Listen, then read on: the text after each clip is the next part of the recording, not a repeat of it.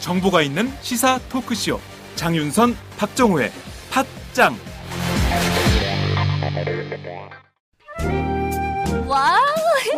거래처 노총각 김대리 드디어 장가 간대요. 축하 화한 보내야겠어요. 어디로 꽃 주문할까요? 꽃 주문은 꽃주문닷컴이지. 꽃주문닷컴요? 그럼 우리나라에서 축하화한, 근조화한 잘 만드는 꽃집이 다 모여 있어. 가격, 품질, 배송 전부 다 꽃주문닷컴. 전화번호부터 적어도 1544-6430. 꽃주문닷컴은 언제나 좋은 상품과 정확한 배송으로 소비자의 만족을 추구합니다. 팟캐스트 듣는 사람들끼리 서로 돕고 삽시다. 꽃주문닷컴은 팟짱을 후원하고 있습니다. 1544-6430. 꽃주문닷컴 1544-6430. 꽃주문닷컴은 현재 회원사도 모집 중입니다. 전국에 계신 꽃집 사장님들 지금 당장 전화주세요. 꽃주문닷컴은 생산자, 유통자 모두를 보호합니다.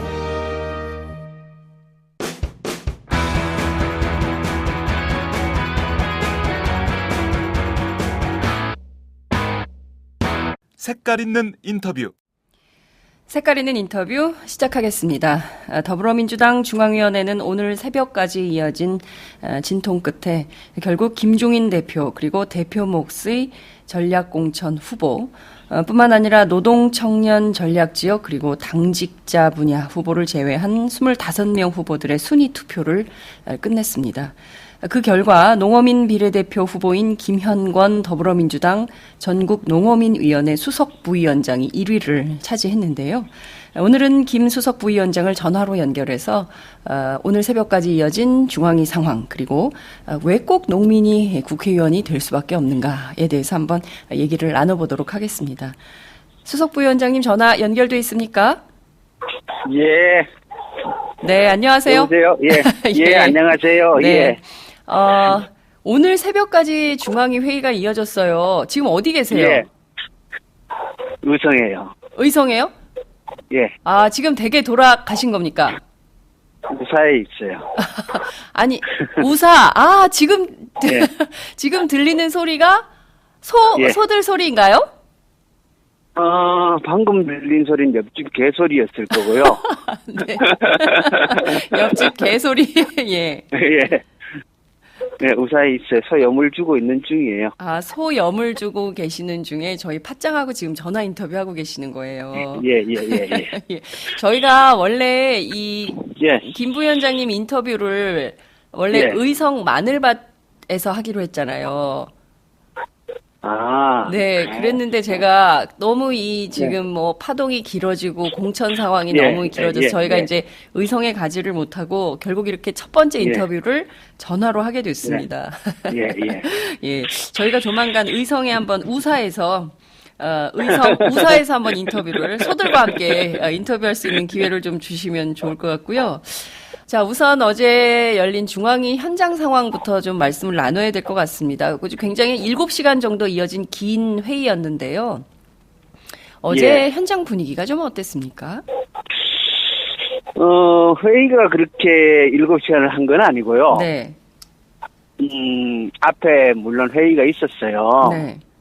그 회의도 여러 가지 주저롭게 길게 된 건 사실입니다. 네. 근데 뭐 민주주의라는 게 그렇잖아요. 네. 서로 자기 하고 싶은 얘기 우선 해야 될 얘기는 해야 되고, 네. 그리고 그거 또 참으면서 좀 들어야 되고, 그런 과정에서 또 의견 모아갖고 결국 원래 투표하기로 한 거 네. 했죠. 근데 연설하는 시간도 꽤 길었고요. 25명이 연설을 2분씩 했는데 그래도 시간 많이 걸렸고, 예. 개표하는데도 시간 꽤 오래 걸렸어요. 아, 그렇군요. 예. 그래서 그래요. 네. 지금 어제 했던 2분간의 연설이 유튜브에서 화제가 되고 있어요. 그래요? 예, 유튜브에 올라온 연설 내용이 화제가 좀 되고 있는데요. 그 얘기는 이제 뭐 잠시 뒤에로 미루기로 하고요. 주요 쟁점이 어떤 거였습니까? 주로 중앙위원들이 핵심적으로 얘기하는 모아진 의견들은 어떤 거였습니까? 원래 네, 어제 말고 그저께에 중앙위원회가 준비가 됐다가 하루 네. 연기됐잖아요. 그렇죠. 그저께는 ABC 그룹으로 칸막이를 쳐놓고 이걸 상정을 하려고 했는데 네, 그게 칸막이를 뭐 10번까지 쳐놓고 네, 20번 그다음에 40번 이렇게 했는데요. 네, 그럼 10번은 사실상 무조건 당선이잖아요. 그렇죠. 그 안에 뭐 순위 투표한다는 게 별로 의미가 없는 거고. 네, 그다음에 10번에서 20번 또 칸막이를 쳐놨는데 네네. 지금 이제 당선 안정권을 15석 정도 이렇게 보고 있더라고요. 네, 근데 선거라는 게 긍정적으로 생각하고 목표를 잡고 나가는 거잖아요. 네, 그럼 안정권을 한 넉넉 잡아서 18번까지로 보고 목표를 잡고 이렇게 운동해 나간다고 치면 네, 그 20번까지도 8명을 당선되는 거고 2명 떨어뜨리는 거고 이건 뭐 사실상 중앙위원한테 네네. 그 제출된 그 후보 목록에 대한 네, 선택권이 전혀 없는 거잖아요. 그렇죠. 그리고 C그룹에 속한 사람들은 네, 이건 당선을 어떻게 시킬 수도 없는 20번 밖에서 아무리 좋은 번호를 줘봐도 당선이 안 되잖아요. 그렇죠. 예. 이거 이렇게 칸막이를 쳐놓은 것 자체가 문제다 해가지고 첫날은 네네. 그 안이 상정 자체가 못 됐어요. 네, 당헌 위배라는 그래서- 거였죠. 예. 예, 당헌 위배라고 해가지고. 네, 그리고 어제는 그 논란이 됐던 게 뭐였냐면은, 네,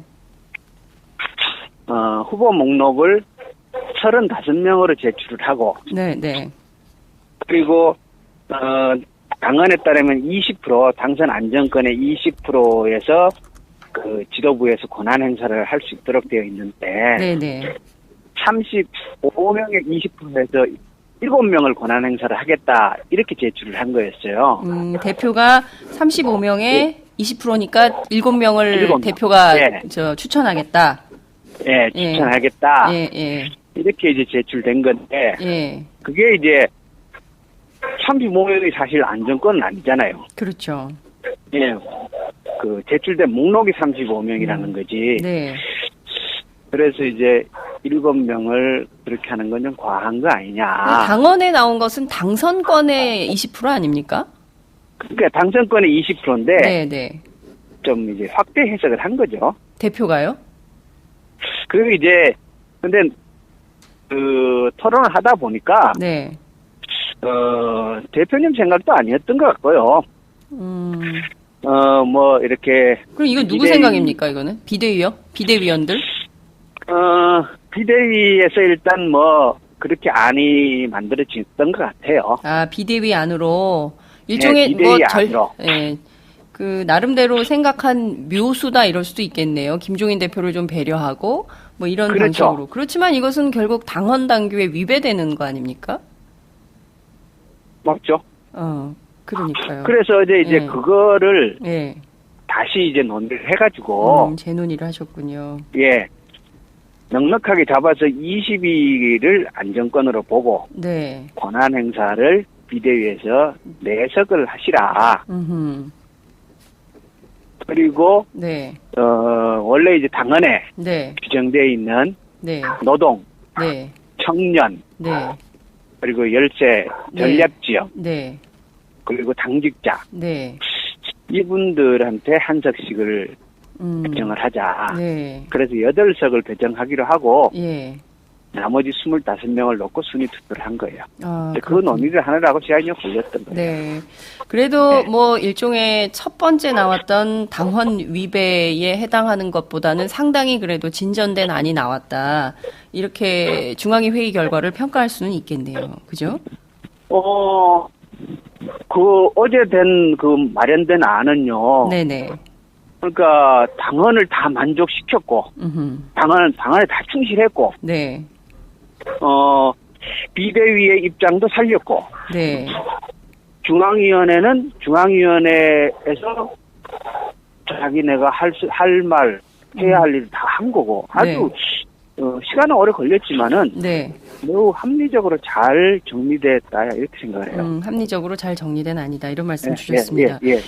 앞서 말씀하신 대로 정말 갑론을박 끝에 기존의 모든 별 칸막이, 그러니까 A그룹, B그룹, C그룹 이렇게 A 모둠, B 모둠, C 모둠 이렇게 나눴던 것을 칸막이를 다 없애버리고 투표를 했더니 그 결과가 너무 흥미롭고 재밌습니다. 우선 A그룹이 당선 안정권이었는데 이분들의 상당수가 전부 후순위로 밀렸어요. 그리고 실제 C그룹은 거의 당선 가능성이 희박한 그룹으로 알려졌는데 그 그룹 인사들이 대거 상위권으로 올라오는 그야말로 이변이 발생했다. 이런 평가도 가능할 것 같은데요.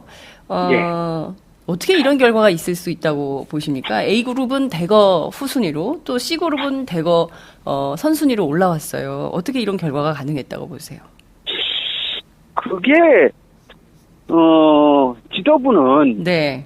목록을 제출할 권한을 가지는 거고, 그죠? 네. 그러니까 지도부 나름대로 입장을 가지고 충실하게 목록을 제출한 거고, 네. 또 중앙위원회는 네. 그 목록을 보고 네. 선별을 할 수 있는 권한과 그 임무가 있는 거죠. 그렇죠. 그러니까 중앙위원회는 제출된 목록이 나온 뒤에 언론에 나온 거 밝혀진 내용들 이런 것도 있잖아요. 네네. 검증 과정들 좀 드러난 것도 있고, 그렇습니다. 그리고 이 인사들에 대해서 보는 관점 이런 것 좀 다를 수도 있잖아, 그죠? 네. 그런 측면에서 중앙위원회는 일종의 또 집단지성을 발휘한 거라고 봐야 안 될까요? 중앙위원들의 일종의 집단지성이 발휘된 거다. 네, 저는 네. 그렇게 봅니다. 그 중앙위원회가 네. 제출된 목록을 그대로 수임해줘야 될 기구라면은 굳이 중앙위원회가 왜 필요하겠어요? 그러면 중앙위원회는 사실상 거수기에 불과한 거고 집단지성의 힘으로 이런 것을 전부 바꿔버리는 힘이 중앙위원회 안에 있었다. 걸릴 건 걸르고 네. 또 채택할 건 채택하고 뭐 이런 역할을 중앙위원회는 네. 아주 충실하게 한 게 아닌가 이런 생각을 합니다. 네, 그렇군요. 네. 말씀하신 대로 중앙위 투표 결과 당당하게 1위를 하셨어요. 제가 당직자들 쭉 취재를 해보니까 농어민 어려울 걸.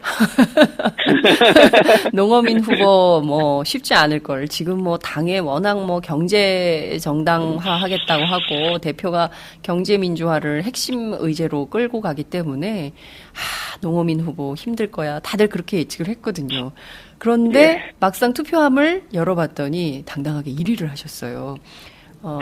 투표 결과 발표될 때 심정이 어떠셨습니까? 그때 정말 딱 든 생각이 하나 있었어요. 그래요? 어떤 겁니까? 네. 사람들 마음이 참 따뜻하구나 이 생각했어요. 사람들 마음이 참 따뜻하구나. 어떤 의미입니까? 저를 네. 굳이 그렇게 1위로 시켜줘야 할 이유가 뭐 있었겠어요? 시골에서 저 고생하다가 네. 그것도 당으로서 보면 최대 험지 중에 한 곳이잖아요. 경북 의성에서. 네. 제가 상당히 오랜 기간 여기서 그런 활동을 하고 있는 걸 당해서 알잖아요. 네. 그래서 그런 거에 대한 사람들이 일종의 보상심리 비슷하게 이렇게 배려해 준 거 아닌가. 제 뭐 능력을 보고 볼 기회도 없었을 거고. 네. 그런 생각해요. 촌놈이 참 저 먼 데서 개고생을 하는데 네. 서울 올라왔는데 네. 밥이라도 한 그릇 사줘야지 이런 생각 아니었을까요? 촌놈이 시골에서 개고생하는데 아이고 멀리서 올라왔다. 밥이라도 따뜻한 국밥이라도 한 그릇 그렇죠. 사주마 이런 네. 심정으로 전부 네. 찍어주신 거예요. 그래서 한 표 주지 않았나. 그래서 이게 사람들 마음이 참 따뜻하구나 이 생각을 내가 순간에 했어요. 네. 제가 알기로는 김영권 부위원장께서는 젊을 때 학생운동 하셨다고 알고 있습니다. 예, 그리고, 그 약관을 넘어서 30즈음인가요? 어찌됐든 고향으로 내려가서 농사 지으면서 지역에서 여러 가지 활동을 하시고 또 중요하게는 지역 활동 굉장히 적극적으로 하시고 농사 짓고 뭐 이렇게 사신 걸로 전해지고 있습니다. 그 세월이 25년이라고 들었는데요. 예. 좀 이렇게 뭐랄까요. 김현권이 꿈꾸는 사회, 세상 뭐 이런 거는 좀 어떤 건가요? 그거를 그렇게 딱 뭐하게 얘기하기는 그건 참 그렇네요. 네. 그냥 뭐 우리 사회가 네. 참 사람들이 행복하지 않구나 이런 생각할 때가 참 많아요. 어떨 때는 네. 내가 이 시골에서 나만 편하게 이렇게 살아도 되나 싶은 생각 들 때 있어요. 물론 일하면 네. 몸은 험하죠.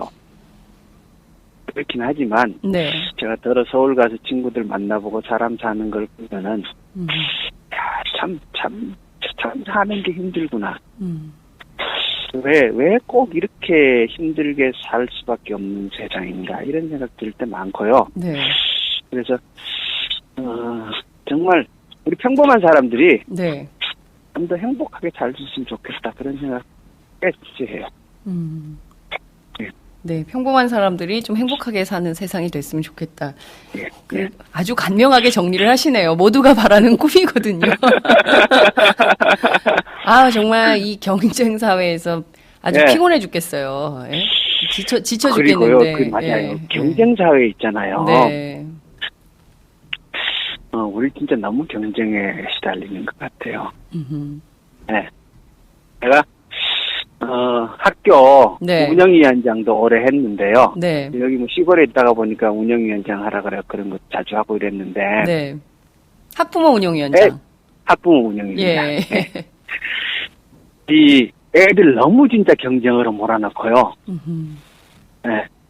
진짜 빨아야 살아간다 이렇게 부모가 가르치는 그런 세상인데. 네. 그 참 너무 잔인한 것 같아요. 그렇군요. 지금 말씀하신 네. 대로 네. 이 잔인한 세상에서 어떻게든 살아보려고 오늘 네. 아침 많은 아이들이 그 무거운 책가방 둘러매고 학교로 가고 있습니다. 저희가 지금 그 순간 인터뷰를 하고 있는데요. 한우 농사 짓고 마늘 농사 짓는다고 들었어요. 마늘 농사는 안 지어요. 마늘 농사는 안 지으시나요? 그럼 마늘 농사를 짓는 게 아니고. 아이고 죄송합니다. 예. 네. 한우를 제가 네. 한우를 키우는데 네. 우리 키우는 한우 이름이 네. 마늘소예요. 마늘소. 예. 네. 의성 마늘소. 예, 의성 예. 마늘소. 예. 예. 의성 한우협회 회장님도 하셨더라고요. 꽤 오래 했죠. 그러니까요. 지금 한우 농가를 하고 계시는데 지금 소가 한 몇 예. 마리 정도 있으세요? 한 100마리 정도요. 100마리. 그럼 굉장히 분홍 아닙니까? 그래서 보통 소 몇 마리 키우냐 이렇게 네. 물어보면 네. 내가 잘 안 하려고 그래요.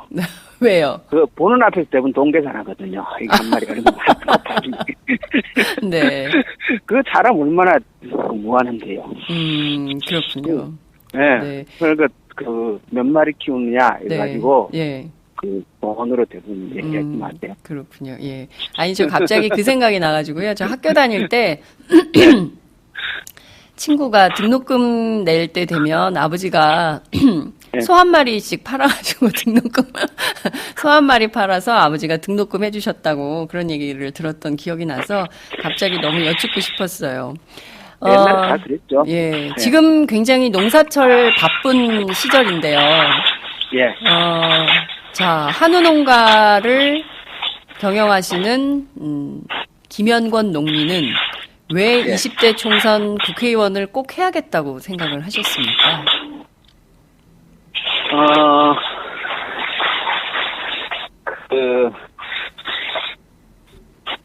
농업위원회라고 네, 더불어민주당에다가 네, 그 정당 내의 조직을 작년 1년에 걸쳐서 만들었어요. 예. 그러니까 원래 원래는 당 안에 농업위원회라는 게 없었어요. 더불어민주당의 농업위원회라는 게 없었어요. 네, 없었어요. 그게 그래요? 이제 대체로 없어요. 지금 새누리당도 없어요.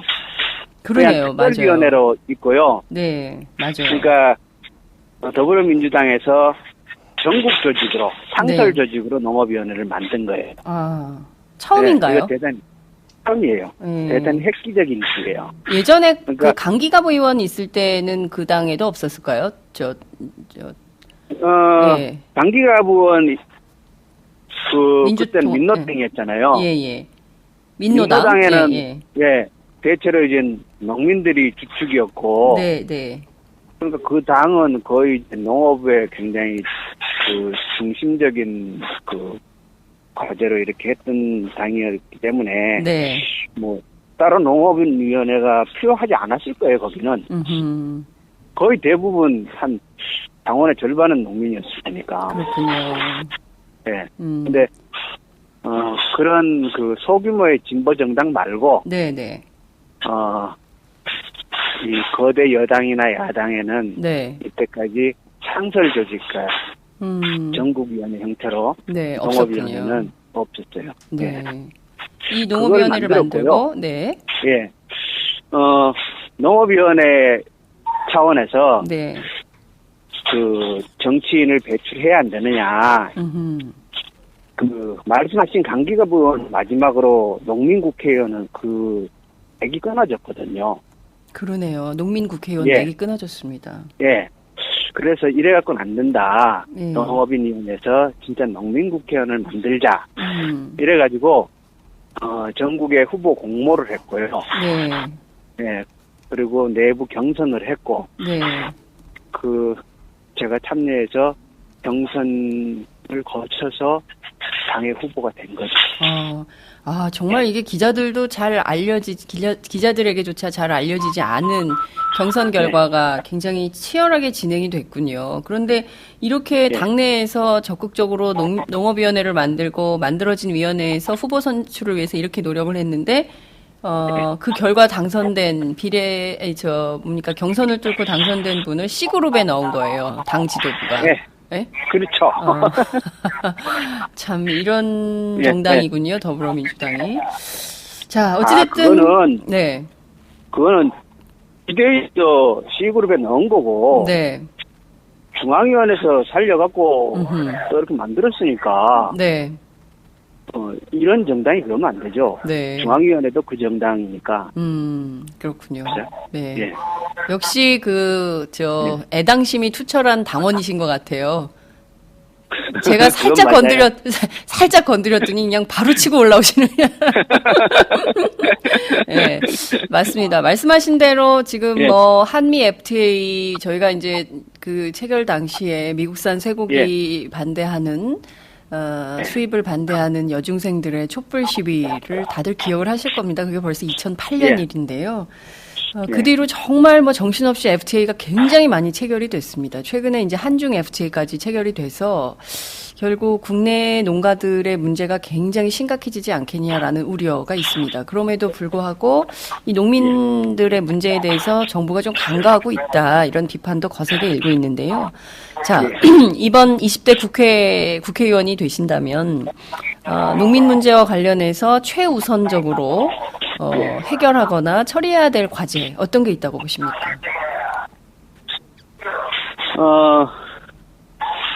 야당 국회의원이 되잖아요, 현재는. 네. 그래서 제가 생각하고 있는 내용들을 진행하기가 상당히 쉽지 않을 거라고 생각을 해요. 저는 제 나름대로 여러 파트의 농업 정책들을 정리를 하고 있는데요. 제가 가지고 있는 이 정책들이 일단 야당 안에서도 받아들여질 수 있을까? 네. 뭔가 좀 센 걸 준비하고 계시군요. 세다기보다도 이렇게 좀 관점도 다른 게 많고요. 접근 방법이나 생각이 다른 게 많아요. 네. 저는 기본적으로 제가 농민이고. 그럼요. 그리고 현장에서 그동안 쭉 봐오면서 보다 근본적인 문제들을 접근하고 싶은 그런 것들이 있기 때문에, 네. 일단 제 생각들을 그 농업계 학자들을 비롯해서 의논을 좀 많이 해봐야 될 거라고 생각을 하고요. 네. 결국 여당이 돼야 진행할 수 있을 거라고 저는 생각을 해요. 네. 그렇군요. 지금 그래서, 말씀하신 이런 정책들이 쭉 네. 정리를 해놓으시면 언젠가는 뭐 되지 않겠습니까? 네. 네. 네. 그래서 정말 그 정권 교체를 꼭 하고 싶고요. 정권 교체. 네, 정권 교체를 꼭 해서 음. 우리나라의 지금 많은 현안들을 풀어나가고 싶은 욕심이 있고요. 농업 문제도 그런 면에서 농업 정책 전반의 틀을 새로 짜야 된다 이런 생각을 해요. 그리고 어디 가나 그 얘기합니다. 네. 가장 하고 싶은 일이 뭐냐? 네. 대한민국 농정의 틀을 새로 짜고 싶다. 전반기죠. 네. 네, 그런 생각하고요. 네. 그런 면에 있어서 네. 기회가 된다면 제가 가지고 있는 생각을 좀 더 많은 사람들하고 심도 있게 토론해보고 싶어요. 그렇군요. 예. 좀 외람된 말씀이지만 여하튼 예. 이번에 비례대표 국회의원이 되시고 그리고 나서 예. 정권 교체 이후에 정말 그 25년 동안 현장을 지킨 현장 농민 출신의 농림축산식품부 장관, 농림부 장관. 그래서 진짜 농정 이런 걸 좀 한번 해보는 나라가 되면 어떨까라는 기대를 해보게 됩니다. 네. 언젠가는 꼭 해보고 싶고요. 예. 예. 장관 꼭 그러기 하고 위해서- 싶으신 거예요, 농림부 장관. 예. 네, 정말 하고 싶어요. 네. 그 하고 싶다는 생각을 가진 지는 꽤 오래됐고요. 네. 국회에 들어가서 네. 농해 수익을 열심히 하면서 공부도 하고 네. 그런 기회를 만들어 보고 싶어요. 네. 꼭 내고 싶은 1호 법안 이런 건 어떤 거세요? 1호 법안이라기보다가요. 네. 우선 잘못된 법을 좀 고칠 게 많아요. 현재 법 중에. 현재 법 중에 예. 고쳐야 할 법들이 많아요. 네. 그래서 그 고쳐야 할 법들부터 우선 좀 고쳐야 된다고 생각을 하고요. 예. 예를 들어서 농협법, 네. 그리고 농협선거법, 네. 자조금 관리법, 네. 이런 거 좀 볼 게 많아요. 그렇군요. 예. 이게 그리고, 지금, 예. 그 농업회의소, 예. 상공회의소라고 있잖아요. 네, 상공회의소. 상공인들이 자조적으로 그렇죠. 모여서 역할을 할 네. 수 있도록 그 기능을 보장하는 법. 음. 상공회의소법인데요. 네. 농업회의소법과 유사하게. 네. 그리고 이게 없지 농업 않습니까? 전문가- 농업회의소라는 게 여기는 없잖아요. 지금 시범 사업을 하고 있는데 네. 법적인 뒷받침 안 되고 있어요. 법률 받침이 전혀 없군요. 예. 그렇게 없는 상태에서 그 시범 사업은 하고 있는 상태고요. 네. 유럽의 많은 나라들은 네. 그 농업회의소가 굉장히 활성화되어 있어요. 농업 선진국들은 네. 대체로 이제 그 농민들 스스로 농정의 주인으로 참여할 수 있도록 이런 기회들이 보장됩니다. 네. 그렇군요. 근데 우리는 그런 장치들이 안 돼 있어갖고 그것도 반드시 해야 된다고 보고요. 네. 우선 고쳐야 할 것이 많아요. 그렇군요. 사실 그동안 우리가 민주화를 통해서 산업화를 이룬 나라임에도 불구하고 그 산업화에 밀려서 사실은 농업 문제 굉장히 소홀히 여겨지고 경우에 따라서는 천대하는 경향도 있었던 것 같습니다. 이번에 김현권 수석부위원장께서 국회의원이 되신다면 진짜 농민들을 위한 새로운 정치 이런 게 가능할 수 있겠다라는 기대도 해볼 수 있을 것 같습니다.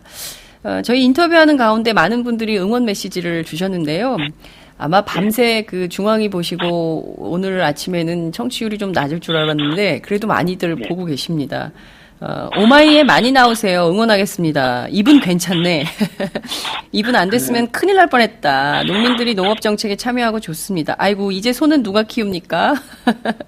백남기님을 뵙는 것 같습니다. 김현권 비례대표님 정말 잘하실 것 같습니다. 지금은 소 한 마리로 등록금 못 줍니다. 네, 소값이 많이 떨어졌다 이런 말씀이신 것 같아요. 아니요, 지금 소값 아주 비싸요. 그래요? 예, 아주 비싸요. 거의 최고공행진하고 있는 중이에요. 그렇군요. 예. 예. 어찌됐든 이러저러한 의견들이 많이 있고요. 끝으로 지지자들 그리고 사실 이번 비례공천 파문 이후에 아예 선거 참여하지 않겠다, 투표 참여하지 않겠다, 당을 떠나겠다 이렇게 하는 등 돌린 지지자들도 많고 또 아이고 좀 더불어민주당 다른 정당으로 변모하는가 싶었더니 구태를 번복하고 있구나 이렇게 실망하신 분들도 많이 계시는데요. 지지자들 또 유권자들에게 끝으로 한 말씀 꼭 하고 싶으신 당부 말씀 있으실 것 같아요. 끝으로 한 말씀 듣겠습니다. 필리버스터 중단하고 네. 또 최근에 이런 시끄러운 일이 있을 때 네.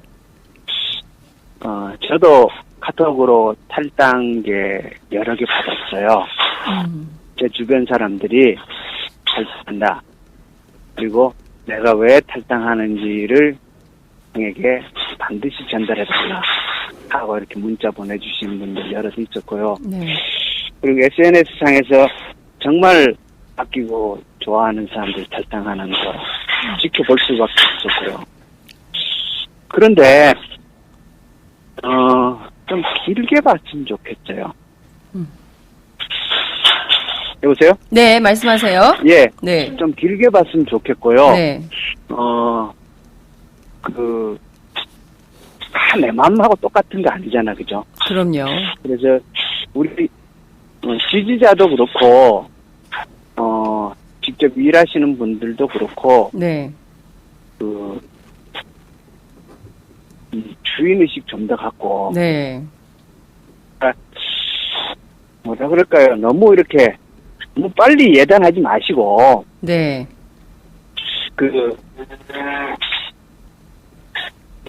이렇게 잘못되면 네. 꼭 그 사람만 잘못된 거 아니잖아요. 나도 잘못될 수도 있고 네.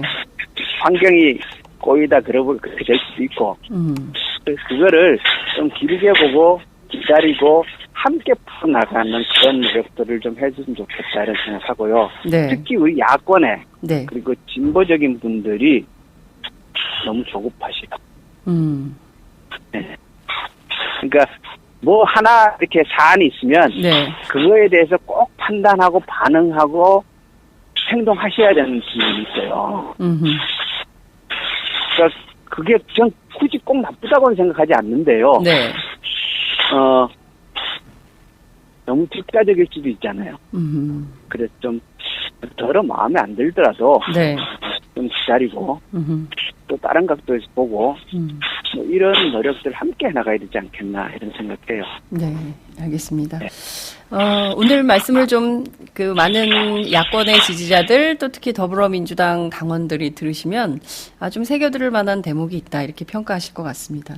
오늘은 저희가 이렇게 너무 건방진 얘기 했는지 모르겠는데요. 네. 마음 상하지 않으셨으면 좋겠어요. 네, 또 이렇게 섬세한 배려가 있으신 분이다라는 생각도 좀 드네요. 저희가 오늘은 이렇게 전화로 네. 지금 의성의 네. 우사에서 통화하시는 가운데 강아지 소리도 들리고 또 소가 뭐 음매하는 철커덕 소리도 들리고 철커덕 소리도 들리고요. 현장음이 적절히 들어간 인터뷰였던 것 같습니다. 저희가 총선 진행 중에 기회를 봐서 혹은 또 그 이후라도 저희가 한번 가겠습니다. 우사 방송 한번 하고 싶네요. 저희가 지금 오시면요. 네. 마늘 새로 이제 새싹이 막 올라가고 새파랗게 이게 네. 꼭 멀리서 보면 네. 잔디밭처럼 보여요. 그래요. 마늘밭이 예. 잔디밭처럼 보이는군요. 마늘밭이 그렇게 네. 보여요. 아, 그렇군요. SNS에 마늘밭 사진 좀 올려주세요. 같이 구경하고 싶네요. 파릇파릇한 마늘밭 함께 볼 수 있도록 배려해 주시기 바랍니다. 오늘 말씀 잘 들었습니다. 고맙습니다.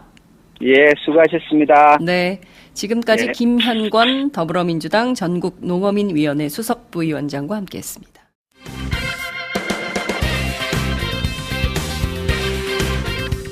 경제를 보는 맑은 눈, 홍종학의 퓨어 경제.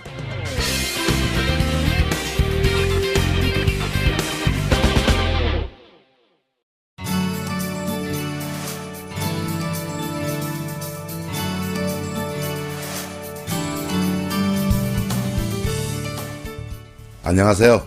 순대곱창 버섯 전골 전문점 순고민의 대표 안영근입니다. 순고민이란 브랜드는 고급 수제 순대와 한우 곱창을 융합하여 첫머리살을 따서 지어낸 브랜드입니다. 참 정감 있으시죠?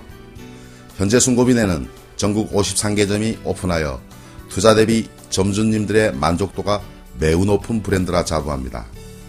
전국에 많은 프랜차이즈 업체가 있지만 순고민의 프랜차이즈는 가맹 전주님과 상생한다는 기업 이념으로 판매가 대비 높은 마진을 보장하여 드리므로 어느 프랜차이즈 업체보다 높은 마진율을 보장하여 드린다고 자랑하고 싶습니다.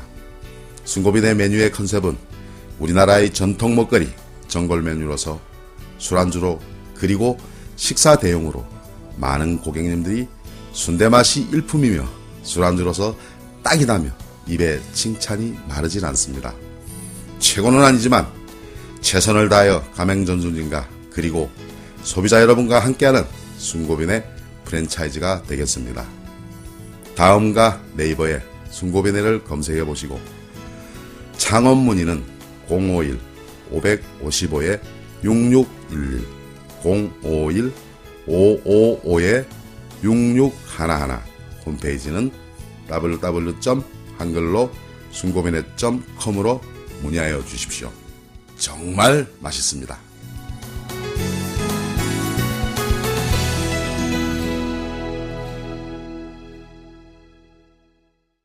경제를 보는 맑은 눈, 홍종학의 퓨어 경제 시작하겠습니다. 아이고, 참, 산 넘어 산이네요. 상당히 논란이 거세게 일었습니다. 이따위로 대접하는 정당에서 추호도 일할 생각이 없다. 어제 격한 언어들이 나와서 대개의 정치권 관계자들은 이게 김종인 대표의 말이 맞아요? 이렇게 의심할 정도로 상당히 논란이 뜨거웠는데요. 여하튼 저희가 오늘도 경제 얘기는 못하고 당 얘기를 좀 하면서 공천, 더불어민주당 공천 선거 얘기를 좀 이어가야 될 것 같습니다. 여러분 지금 어디서 보고 계십니까? 저희는 지금 오마이TV, 아프리카TV 그리고 유튜브 유스트림 플러스 지금 의원님 앞에 계시는 이 작은 핸드폰 페이스북으로도 지금 생중계를 하고 있습니다. 여러분 보고 계신 곳, 그곳 날씨, 상황 다 알려주시면 제가 실시간으로 다 같이 공유하면서 팟짱을 여러분들과 함께 그야말로 집단지성의 힘으로 만들고 싶습니다. 어디서 보고 계시는지 의견 주시고요. 질문도 주시면 함께 얘기하도록 하겠습니다. 요새 많은 네티즌들께서 하시고 싶으신 얘기가 너무 많아가지고요. 저희 방송 보시면서 댓글창에서 서로 대화하시고, 서로 논쟁하시고, 서로 토론하시느라고, 바쁘세요. 그거 좋네요. 네, 굉장히 좋아요. 저는 적극적인 민주주의의 장을, 담론의 장을 열고 있다는 자부심을 갖고 있습니다.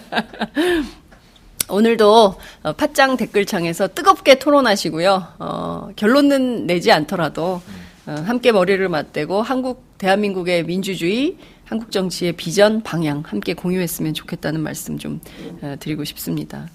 자, 우선 어제부터 이어진 원래 오후 3시, 5시, 8시 계속 시간이 변경됐어요. 왜 이렇게 밤늦게 시작을 한 거예요? 기자들 다 집에 못 갔어요. 아마 이제 막구 조정에 네. 시간이 필요했던 것 같고요. 나중에 이제 중앙위 과정을 보니까 네. 상호 간에 좀 오해가 좀 있었던 것 같아요. 오해? 그래서 이제 그런 것들을 풀어가는 과정이 네. 시간이 좀 걸렸고요. 네. 저는 이제 그 언론에 대해서 굉장한 불만을 가질 수밖에 없는데요. 네. 지금 뭐 예를 들어서 연합이라든가 뭐 이런 데서 굉장히 뭐 무슨 그 분란이 있었다 뭐 이렇게 지금 평가하고 뭐 그 비례대표를 놓고 무슨 그 이해관계를 위해서 뭐 이해를 위해서 뭐 서로 이렇게 다툼을 하는 것처럼 이렇게 굉장히 그런 보도들이 굉장히 많았는데요. 네. 저 같으면 말이죠. 이것은 어제 그 중앙위 같은 경우 한마디로 표현을 하자면 네. 민주주의의 승리거든요. 그리고 정말 정당 민주주의의 그 한 장면을 보여준 그 집단지성이 잘 작동해서 정당 내에서 이렇게 민주적 절차에 의해서 합리적 결론에 도달했다. 이 굉장히 그 좋은 사례인데 이런 것들이 이렇게 일방적으로 매도하는 것. 그러니까 아마 많은 분들이 오늘 신문이나 방송을 보시게 되면 네. 어제 그 중앙위 과정과 전혀 다른 얘기를 저는 보게 될 것 같아요. 이게 바로 이제 한국 민주주의의 문제라고 생각이 되고요. 반면에 실제로 진행되는 곳에서는 굉장히 성숙한 민주주의의 그런 그 과정들이 진행이 되었다. 저는 한마디로 이렇게 얘기를 하고 그래서 저희가 어제 끝날 때 결의문까지 채택을 했습니다. 정말 우리는 이렇게 그 너무나 멋진 결론을 냈기 때문에 네. 이것에 대해서 우리 스스로 자축하고 우리 스스로 그 이렇게 한 걸음 더 나아가는 결론을 내린 거에 대해서 네. 뭐 상당히 오랫동안 논의를 했지만 이렇게 그 굉장히 자부심을 가진다는 얘기를 했고 국민 앞에 이제 다시 그러면 총선에 매진하자 이런 얘기를 했어요. 네. 그 오해 중에 하나가 이런 거거든요. 저희가 어제 약 한 300명 정도가 모여서 회의를 하는 겁니다. 네. 그러면 300명 정도가 모여서 회의를 하게 되면 그것도 자유롭게 거의 민주적인 방식으로 얘기할 기회를 다 드렸단 말이죠. 그럼 시간이 얼마나 많이 가겠어요. 그러면 300명 정도가 모이면 중간에 어떤 분들은 좀 엉뚱한 데로 빠지기도 하시고 그럼요. 그리고 어제 이제 비례대표이기 때문에 자기가 원하는 그 비례대표 직군이 있어요. 그러니까 그 직군을 대변하시는 분들이 이 직군이 꼭 더 들어가야 되는데 왜 안 들어가느냐 막 이렇게 얘기를 하다 보니까 네. 상당한 시간이 지나간 것이지 그게 밖에서 보는 것처럼 무슨 자리를 놓고 서로 무슨 다투고 뭐 이런 언론이 지금 전부 그렇게 쓰고 있단 말이죠. 저는 정말 문제가 심각하다. 그러니까 그 오늘 제 얘기를 들으시는 분들은 한번 상상을 해보시기 바랍니다. 300명이 모여서 회의를 한다. 그럼 300명이 모여서 회의를 하는데 이슈가 간단치가 않다. 그러면 이걸 가지고 8시부터 시작을 해서 어제 아마 투표가 12시가 거의 가까이 돼서 시작이 됐을 건데요. 네. 그러니까 한 서너 시간 회의를 해서 이 정도 결론을 끄집어냈다 하면 이건 정말 굉장한 민주주의의 한 그 성숙된 모습을 우리가 보여줬다. 그렇게 저는 좀 보고 싶습니다. 네. 저도 두 가지만 말씀을 좀 드리고 싶은데요. 첫 번째는 이제 언론이 막 그렇게 맹렬하게 뭐 더불어민주당 내부에 내분이 있었고, 뭐 심각한 지경으로 가고 있다라고 보도하게 된 원인에는 김종인 대표의 워딩에도 좀 문제가 있지 않았나라는 평가도 가능할 것 같아요. 왜냐하면, 중앙위원회가 패권을 부리고 있다라는 얘기를 먼저 말씀을 하셨거든요. 그리고 어제 오전 본인의 그 사무실에서 기자들하고 만나서 나누었던 대화 내용이 전부 풀이되지 않았습니까? 그 내용을 보면 심각한 상황이다라고 언론도 진단할 수밖에 없었다라는 말씀을 좀 드리고 싶고요. 다른 하나는 전 대단한 것 같아요. 전 사실 제가 이 당 출입한 지 되게 오래됐잖아요. 그동안 중앙위원회 이렇게 보면 막 들어 눕고, 죽어도 뭐 2공천 안 돼, 막 이러고, 뭐 멱살잡이, 와이셔츠가 찢어졌다, 막 이런 보도를 저희가들이 많이 했었는데, 이번엔 정말 집단지성의 힘이었어요. 그래서 저는 그 이른바 모든별 칸막이 공천 상당히 문제가 있었는데, 그게 사실 당원 위반이었잖아요. 근데 그게 전부 순위가 바뀌었어요. 네. 그러니까 A그룹이 전부 후순위로 가고, 정말 그 C그룹들이 전부 선순위로 오는, 특히 이제 김현권 농어민 그 위원회 수석 부위원장의 경우에는 대부분 당직자들이 농민 안 돼, 어려울 걸 다들 그랬거든요. 근데 이분이 1위를 했다는 거는 정말 중앙위원들의 판단, 그 300명의 집단 지성의 힘이라는 게 정말 대단하구나. 저는 이제 그런 말씀을 꼭 드리고 싶었습니다. 저도 깜짝 놀랐고요. 그 그러셨어요? 1위가 우리 김영권 이제 농어민 대표가 됐다는 거에 대해서 너무 놀랐는데 그 이제 어제 초반에는 여기저기서 이렇게 고함도 지르고 그랬어요. 그런데 계속 이제 그 말씀을 하시는 분들이 네. 우리 고함 지르지 말자. 오늘 이거 우리 합리적으로 해야 되는 것이고 그럴수록 여러분들이 그렇게 이견이 있을수록 우리 목소리 낮추고 냉정하게 합리적으로 우리가 생각을 하자. 이런 그 발언하시는 분들이 끊임없이 네. 그렇게 스스로 이제 자정해 가면서 그렇게 됐고요. 우리 김영권 그 농어민 대표회 같은 경우에 정말 이제 스타가 하나 탄생을 한 것인데 그러니까요. 그 저희 당으로서는 정말 이게 대단한 거다. 저도 아침에 보고 정말 깜짝 놀랐거든요. 네. 전혀 저도 예상하지 못했고 그래서 야 이분이 이렇게 근데 이제 우리 농어민위원회가 네. 굉장히 착실하게 이번에 준비를 해왔어요. 그러니까요. 그래서 사실상 농어민위원회는 우리 당원에 들어가 있지도 않거든요. 네. 그래가지고 이를테면 그 정도 되면 이렇게 이제 맥이 빠져서 그냥 흐지부지하고 말 건데 네. 그래도 농어민 대표를 뽑자고 굉장히 많은 분들이 모여서 투표하시고 네. 그다음에 이분이 이제 경북 의성분이시고 그렇죠. 또 한우 그 협회 회장이시고 거기 그쪽에 의성에. 네, 의성에. 그러니까 이런 분이다 보니 그 농어민 쪽에서 이제 굉장히 근데 저는 신정훈 의원을 굉장히 칭찬해 주고 싶어요. 제가 저하고 친한 의원이기 때문에. 신정원 의원. 네. 네. 이 신정훈 의원님이 우리 농어민 위원장이시거든요. 그러니까 이건 완전히 제가 아주 주목하는 우리 차세대 지도자 중에 하나인데. 네. 이분이 아주 차분하게 본인이 농민 출신이시고. 네. 그러면서 이렇게 전국의 농어민들을 우리 당의 농어민위원회를 잘 이끌어서 네. 어제 조용하게 했고 어제 그 중간에 이분이 한 말씀하신 게 또 아주 영향이 큰 거예요. 자기가 농어민 위원장이다. 네. 신정원 의원이. 네. 그러면서 이제 한 말씀 하셨는데 중간에 네. 그렇지만 농어민 위원을 꼭 찍어달라고 얘기하지 않겠다. 이렇게 얘기한 게 나는 큰 꼭 효과. 찍어달라. 그거보다는 네. 오늘 우리가 굉장히 합리적으로 결론을 내는 게 대단히 중요하지 않느냐 네. 하는 그런 말씀이 중간에 하셨는데 네. 그런 것들이 오히려 맞다 농어민도 있고 네. 저렇게 힘들게 했구나 하는 것을 더 각인시키지 않았나. 그렇군요. 네. 그 말씀하신 대로 정말 이 농어민위원회가 있는 줄도 아마 기자들도 잘 모를 거예요. 그러니까요. 저도 잘 몰랐어요. 그런데 김현권 그 수석부위원장 측근이 저에게 연락을 해주셔가지고 농어민위원회가 만들어져서 그 농민들이 모여서 투표를 해서 비례대표를 뽑았는데 아무도 주목을 안 해준다. 어디 나가서 얘기할 데가 없다는 거예요. 네.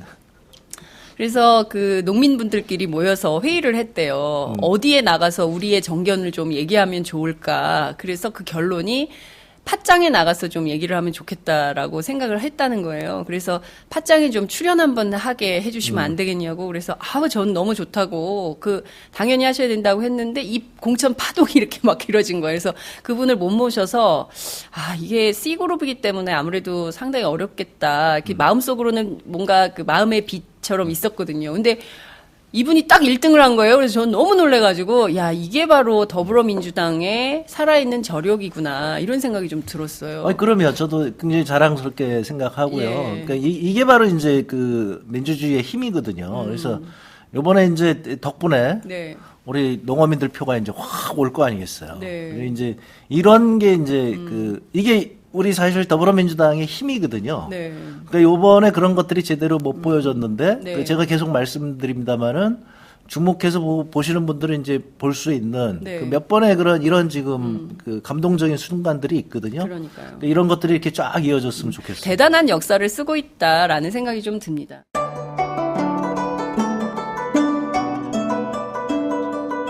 안녕하십니까.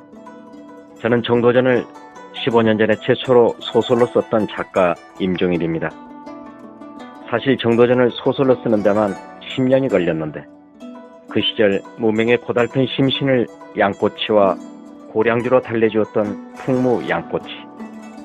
풍무양꼬치는 월드컵 4강의 기쁨도 나라골 우습게 돌아가고 분통이 터질 때도 늘 함께했던 안식처이자 사랑방이었습니다.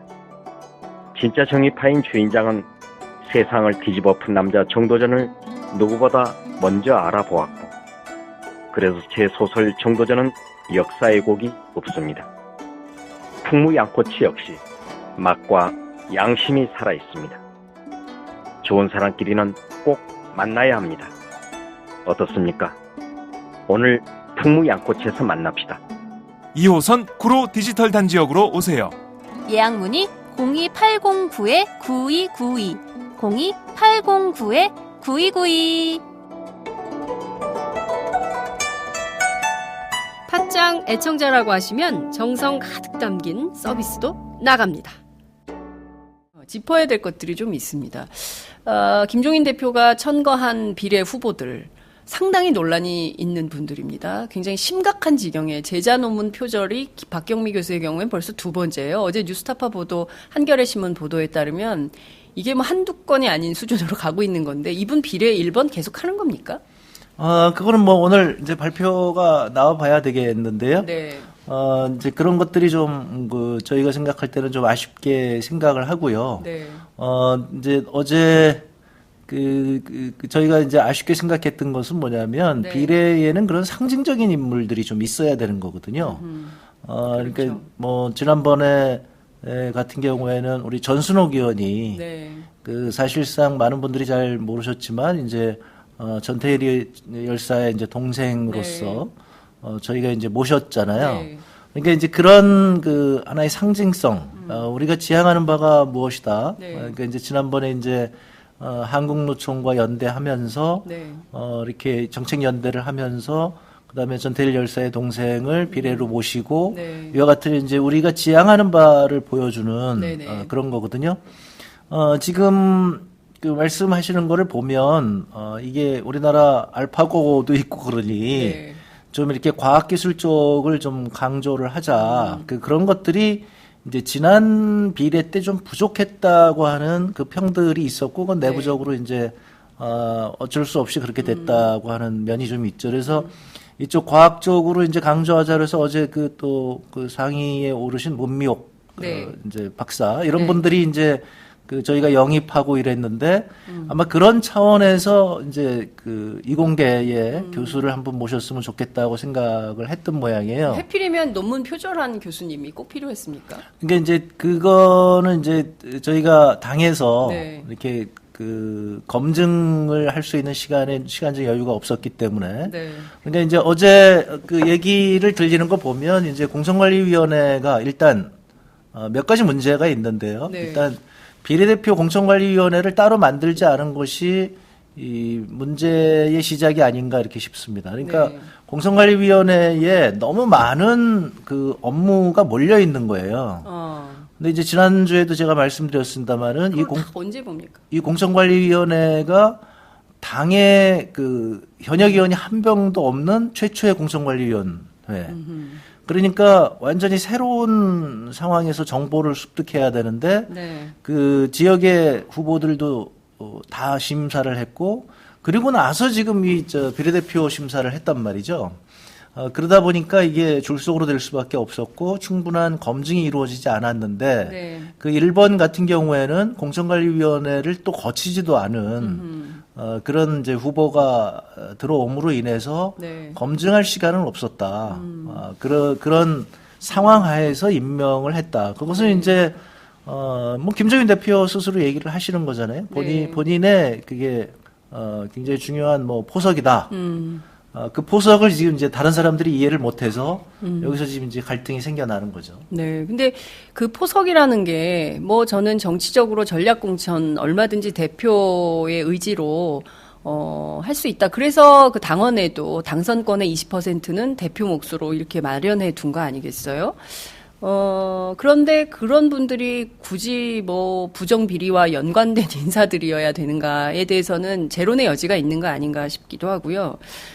박종원 전 공군 참모총장의 경우에는 난 그런 사람인 줄 몰랐다는 게 대표의 일성이었거든요. 그래서 이제 물론 이분은 이제 배제 대상이 됐는데 결국, 그 굉장히 무책임한 태도 아닙니까? 그게 이제 사실은, 요번에도 어떻게 그렇게 처음엔 아니었는데 어떻게 잘 됐다고 생각이 되고요. 네. 어제 이제 대표께서는 뭐 굉장히 그거 내가 이렇게 제안을 했는데, 네. 그거를 안 받아들여서, 본인도 굉장히 무색해졌고, 네. 그 다음에 이제 당도 굉장히 혼란이 있는 것처럼 보였는데, 네. 그게 그렇게 혼란이 있는 건 아니거든요. 그러니까 이제, 간단한 겁니다. 네. 그러니까 이제 그 두 가지 생각이 지금 이제 그 충돌을 한 것인데, 나에게 정권을 줬으니 내가 선거를 할 수 있도록 네. 그 앞에 내가 원하는 사람들로 그 이미지를 만들 수 있도록 해달라고 네. 하는 것이 김종인 대표의 주장이었고요. 그 다음에, 지금 어제 이제 굉장히 간단하게 이게 해결된 것 중에 하나가 네. 중앙위 입장에서는 우리가 당원 당규를 어길 수는 없는 거 아니냐. 그렇죠. 그러니까 당원에 있는 것들은 지키는 방향으로 한번 해보자. 그게 불가능하냐. 네. 해서 어제 이제 그 방향을 찾아서 당원에 충실하게 해보니까 실마리가 풀렸다는 거고요. 네. 근데 이제 어제 논의 중에 네. 과연 대표가 어느 정도까지 그러니까 어제 이제 비대위원들이 네. 그 대표와 중앙위 간의 그 가교 역할을 제대로 못했다는 그 비판이 있었는데요. 아하. 그러니까 대표가 처음에 이제 예를 들면 7명을 가지고 왔어요. 네. 그 7명을 가지고 온 것은 이거 당원에 맞지 않는다. 네. 당원에는 분명히 당선 안정권의 20%가 대표의 몫이라고 되어 있는데 네. 지금 당선 안정권을 대개 15명 정도로 우리가 생각을 하는데 뭐 그거조차도 지금 불확실하다 이렇게 보거든요. 네. 그럼 15명에서 지금 20%라고는 3명이단 말이에요. 그렇죠. 그래서 어제 뭐 맥시멈으로 느려서 20명까지도 한번 노려보는 걸로 하고 네. 그렇게 해서 20%에 4명으로 하자 이렇게 절충을 했는데요. 네. 바로 그렇게 그러면 대표가 7명을 주장했느냐? 네. 대표 거기에서 이제 그런 것들이 이제 중간에 소통에 좀 문제가 있었던 것 같아요. 자, 첫 번째로 35명 중에 7명이다. 이것도 당원 위반이죠. 왜냐하면 당선권의 20%이기 때문에 더불어민주당이 35명 당선 불가능하다는 건 다 국민들이 아는 사실이라서. 그러니까 이제 그게 이제 뭐냐면 네. 이제 비대위에서 절충을 하는데 이런 식으로 절충을 한 거예요. 그러니까 원래는 A, B, C, D 그룹으로 나눠서 네. 그러면 A 그룹에 10명이 들어가는데 네. 이건 다 당선 안정권이거든요. 그렇죠. 그러니까 거의 10명을 다 대표와 지도부가 임명한 게 되는 거죠. 그러면 그다음에 이제 B 그룹에도 10명을 해놨는데 네. 지금 15명이 당선 안정권이라고 본다면 그 절반도 역시 또 마찬가지로 그 지도부가 다 임명을 한 게 된 거예요. 네. 그러니까 그것은 과하다는 것이 중앙위원들의 주장이었고 이건 당원에 맞지 않는다 네. 해서 그럼 절충안으로 네. 거기까지는 안 되지만 한 7명 정도면 중앙위가 양해할 수 있지 않겠느냐 네. 해서 그 타협안을 가져온 것이고 이제 중앙위에서는 이게 지금 대표의 의중이냐 그다음에 이것이 정말로 이게 당원에 맞지 않는데 이렇게 네. 해서 절충을 할 수 있는 것이냐 네. 여기에 대해서 이제 논쟁이 있었고 그냥 당원에 맞게끔 가는 것이 가장 간단한 거다고 그거는 비대위에서 금방 또 수긍을 했어요. 그렇다면 이제 그냥 당원대로 가자. 그래서 한참 이제 의견을 듣고 나서 네. 이건 당원대로 가면 되겠다 해서 실마리를 찾은 거죠. 네. 그래서 그 과정에서 그 상호 간의 소통에 좀 문제가 있었다 저는 그렇게 생각을 하고 있습니다. 그러니까 이제 그 소통의 문제가 대표 입장에서는 나한테 이렇게 맡겨놓고 나서 이제 내 의중을 이렇게 완전히 뭉개뜨려 네. 이런 오해가 좀 있었던 것 같고요. 중앙위 입장에서는 뭐 우리를 거수기로 하라. 그냥 다 임명해 놓고 우리는 그냥 뭐 의미 없는 순위 투표라고 지금 당원에 돼 있는데 네. 순위에 거의 영향을 미칠 수 없는 이런 거수기로 아느냐? 이것이 이제 실제로 중앙위가 열리기 전까지 네. 대표와 중앙위 간의 어떤 이제 의견의 차이가 있었던 네. 것이죠. 그런데 실제로 중앙위 열고 나서는 그런 의견 차이가 이제 급속하게 좁혀졌다 이렇게 네. 생각을 합니다. 그렇군요. 지금 또 한 분 문제가 되는 분이 최운열 교수예요. 서강대 최운열 교수인데 이분이 그 론스타 먹튀 논란 때 사실 그 진보 경제학자들 그리고 더불어민주당 의원님도 과거 교수 시절에 론스타 먹튀에 대해서 굉장히 비판적으로 말씀을 해 주셨는데 이분은 전혀 다른 주장을 했던 분입니다. 그러니까 당론에 위배되는 주장을 해왔던 분 아니냐는 거죠. 그런 이분 뭐 서강대 경영학과 교수신데 괜찮습니까? 이런 분이 들어와도? 그러니까 이제 그게 이제 김종인 대표님의 그 이제 포석이죠. 네. 근데 이제 그동안 거기에 예를 들면 재계에 굉장히 비판적인 그런 학자나 이런 사람들을 데려놓는 것과 네.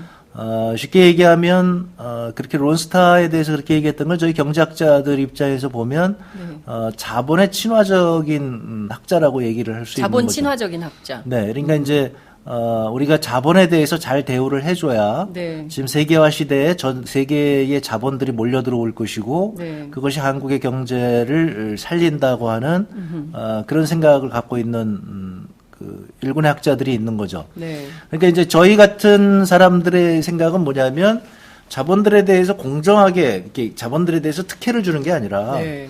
자본에 대해서 공정한 룰이 있는 것이 오히려 세계 자본을 데리고 오는 것이다. 그렇죠. 그러니까 세계적인 자본들이 볼 때 외국에 들어갈 때는 그 외국의 제도를 잘 모르기 때문에 네.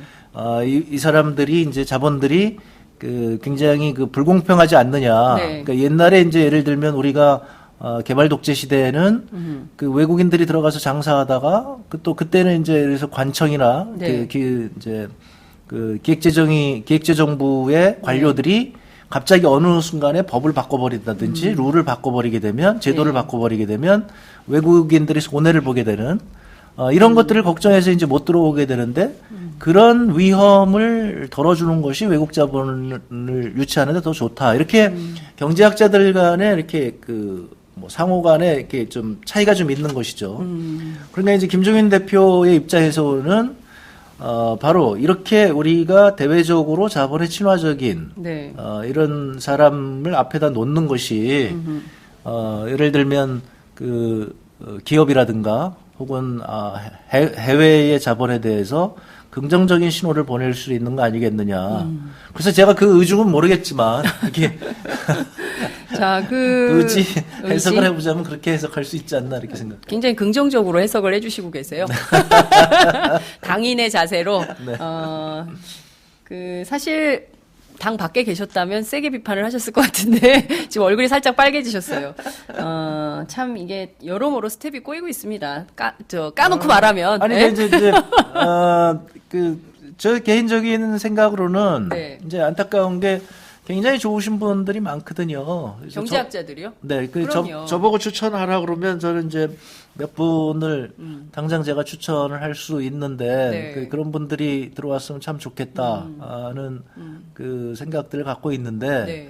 이제 그런 입장에서 보면 너무 좀 섭섭하다고 저는 생각하고요. 그런 면에서는 좀 잘못된 선택이라고 저는 생각하지만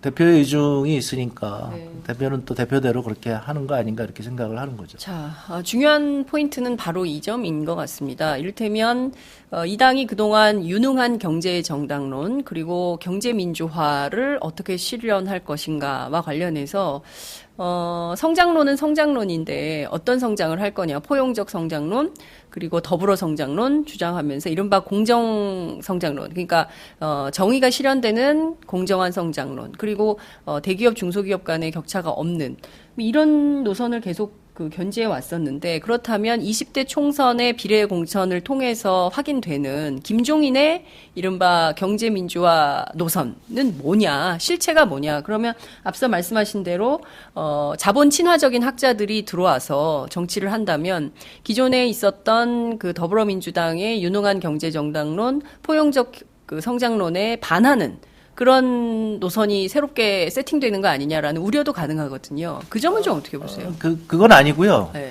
그러니까 이제 제가 판단하기에는 네. 김종인 대표께서 본인을 굉장히 본인이 그건 다 커버를 한다. 네? 본인이 커버한다? 예, 그러니까 무슨 말입니까? 그 경제민주화는 내가 하는 것이고 내가 경제민주화의 상징이니 네. 이것으로서 그리고 더불어성장론에 대해서 네. 김종인 대표가 이것이 맞는 성장이다고 명확하게 얘기를 했단 말이죠. 따라서 그 길에 대해서는 의문의 여지가 없을 것이다. 그러니까 그 길은 자기가 잡는다. 내가 곧 짐이다 이런 건가요? 글쎄. 네. 네, 그러니까 그 사실은 이제 그 역할이 굉장히 크기 때문에 네. 본인이 생각할 때는 내가 경제 민주화를 이렇게 하는데 네. 거기에 또 경제 민주화를 하는 사람을 한 명을 더 데려다 놓는 것이 도움이 되겠느냐. 그러니까 이제 저희 생각에는 본인이 그 부분은 맡을 테니 네. 그거보다 지금 얘기하신 유능한 쪽에 네. 대해서 조금 더 방점을 둬야 되지 않겠느냐. 해석을 하자면 이렇게 할 수 있다는 거죠. 네. 의역이 잘 안 됩니다. 직역도 안 되고 의역도 안 되고요. 좀 이해할 수가 없는 그런 상황인데요. 너 영안초등학교? 야, 이게 몇 년 만이야, 친구야. 넌 어쩜 하나도 안 늙었니? 헐, 뭐라는 거니. 매일 새벽 출근해, 야근해, 애 키우지 살림하지, 피곤해 죽겠어. 근데 병원 가면 규칙적인 운동하고 새끼 챙겨 먹고 스트레스 받지 말고 잠 푹 자라나? 누가 그걸 몰라서 못하니? 나랑 똑같구나. 그래서 난 마카산삼으로 해결했잖아. 마카산삼. 잉카인들이 먹던 페루 산삼과 우리나라 산삼으로 만들었대. 그래? 당장 검색해봐야겠네. 마카산삼. 아니야. 요즘 마카산삼 뜨니까 유사 제품이 많아. 영한네이처로 검색해봐. 검색창에서 영한네이처. 페루의 마카와 우리나라 산삼, 몸에 좋은 11가지 원료까지 하나로 만든 제품 마카산삼. 마카 녹용과 마카 소화 청소년도 있습니다. 1일 2회 공복에 따뜻한 물과 함께 드세요. 영한네이처 마카산삼.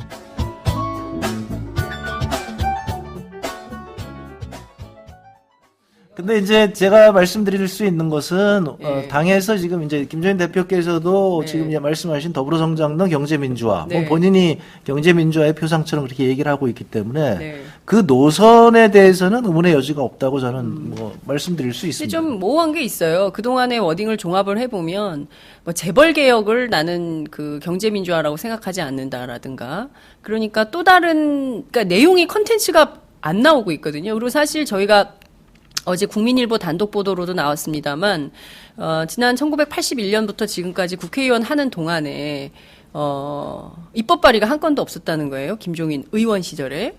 그리고 경제민주화 관련해서도 한 건도 없었어요. 그러면 이분이 표징하는 경제민주화라는 어떤 무슨 경제민주화 담론의 어떤 무슨 전파자? 이런 건 되겠지만, 그래서 그 컨텐츠가 뭐냐, 어떤 경제민주화를 하려고 하는 것이냐라는 내용으로 들어가서 그것이 자본 친화적인 거라고 하면 이건 좀 이율배반적인 거 아니냐는 거죠. 예컨대, 그동안 한국 경제는 과도하게 재벌 친화적이었고, 자본 친화적이었고, 세계 경제가 모두 그런 방향으로 가고 있기 때문에 신자유주의 노선에서요. 그래서 반기를 들어서 이른바 월가 시위도 있었던 거고, 그리스, 스페인 이런 데서 다 그런 초국적 자본에 맞서는 시위들이 있었던 거 아닙니까? 그래서 그거에 반대하는 차원에서 더불어민주당의 경제 노선, 유능한 경제 정당론, 그리고 공정한 사회 이런 걸 굉장히 주장했던 건데, 그게 바뀐다? 그러면 이거 좀 곤란한 거 아니냐라는 생각도 들 것 같은데요. 아니요, 그게 바뀌는 건 아니고요. 바뀌는 건 아니라는 건가요? 본인 김종인 대표가 과거에 걸어온 길 자체가 네. 그 노선에서 크게 벗어나지 않는 거거든요. 그러니까 이제 본인이 항상 자랑하다시피 의료보험이라든가 연금이라든가 이런 거에 대해서 자기는 계속적으로 주장을 해왔고, 그런 것에 초석을 닦았고, 그 다음에 이제 경제민주화에서 재벌 문제에 대해서도 자기는 가장 먼저 그야말로 부동산 규제를 함으로 인해 가지고 재벌들이 땅을 이제 업무용 외에는 못 사게 했던 네. 그런 과거에 자기가 했던 그야말로 본인의 굉장히 자부심이 있는 거죠. 자기는 자기가 했던 정책들이 곧 자기가 지금 지향하고 있는 것을 의미한다. 그것은 저희가 얘기하는 것은 이분이 이제 옛날에 배웠던 독일의 질서자유주의라고 저희가 얘기하는 네. 그래서 독일이라고 하는 나라가 그 당시에 굉장히 복지를 강조하고 이런 것이기 때문에 네. 그것을 자기는 계속적으로 보여왔고 지금도 그렇게 생각하고 있고요. 따라서 저 서민들을 지원하는 것이 경제를 살리는 것이고 네. 그래서 더불어성장론에 대해서 본인은 이제 명백하게 보여줬고 예를 들면 박정희 시대에 그때 부가가치세를 막 이제 얘기를 할 때 네. 이분은 그런 거 하면 안 된다. 이렇게 해서 오히려 서민 편을 들어서 그런 전례들이 있거든요. 네. 그러니까 그 독일식 질서자유주의라고 하는 그런 그 사상에 입각해서 네. 본인은 이렇게 쭉 지금 이렇게 해왔던 그 여정이 있다. 네. 그런데 이제 제가 이렇게 보게 되면 이분이 그 노동 문제에 대해서는 네. 그 독일식은 아닌 것 같다는 느낌이 제가 계속 들어요. 그러니까 예를 들면 독일에서는 공동결정제 같은 걸 해서 네. 우리보다 훨씬 그 노동의 자본 참여가 네. 그야말로 제도화되어 있는 나라거든요. 근데 그 부분에 대해서는 굉장히 보수적인 입장을 견지하고 있다. 이게 아마 그것은 그 한국의 독특한 네. 그 노동조합들, 그 한국노총, 민주노총이라고 하는 네. 그 거대 노총을 중심으로 하는 이것에 대해서 이제 뭐라 그럴까요? 학자들 사이에 상당한 반론이 있는데 그런데 영향을 받으신 거 아닌가 하는 생각이 들고 그런 부분을 제외하고 나면 이제 문제가 없다는 거죠. 그러니까 문제가 없다는 게 본인이 지금까지 견지해온 그 노선이 네. 우리 지금 당이 지향하는 바와 크게 문제가 되지 않는다. 근데 좀 이런 고민이 드는데요. 이를테면 지금 그 심각한 경제난에서 제일 중요한 게 소득 불평등, 임금 불평등 문제이지 않습니까? 대기업이 100이라면 중소기업 다니는 사람이 50%에서 60%밖에 못 받는 수준이다. 그리고 이렇게 된 게 굉장히 오래됐다. 오히려 1980년대는 대기업하고 중소기업 간의 그러니까 임금의 격차가 그렇게 심화되지 않았다는 겁니다. 그러면 결국에는 노동경제학 차원에서 그러니까 노동을 배제한 경제민주화 라는 게 가능한 것인가? 노동이 제일 중요한 영역 아니냐는 것이죠. 근데 노동에 있어서 오늘 아침 김종인 대표가 지난 20일 매일경제하고 인터뷰한 걸 보니까 노조는 정치에 참여해서는 안 된다라든가 이런 주장을 견지한다면 이게 상당히 내부에서도 이를테면 은수미 의원이나 이런 분들이 그런 노선에 동의할 수 있을까 싶기도 하거든요.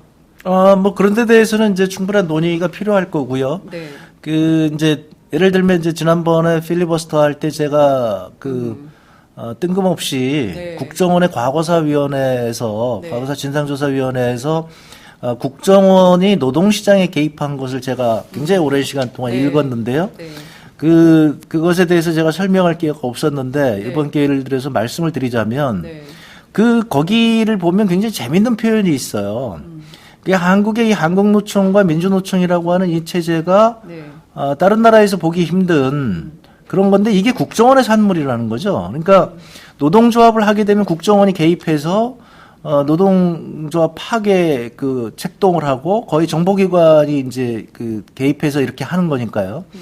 그래서 그 당시 그러니까 이제 전두환 시기까지 와서 그리고 심지어는 김영삼 정부 때까지 오게 되면 네. 그 노동조합을 파괴하는데 가장 수뇌부가 국정원이었단 말이죠. 네.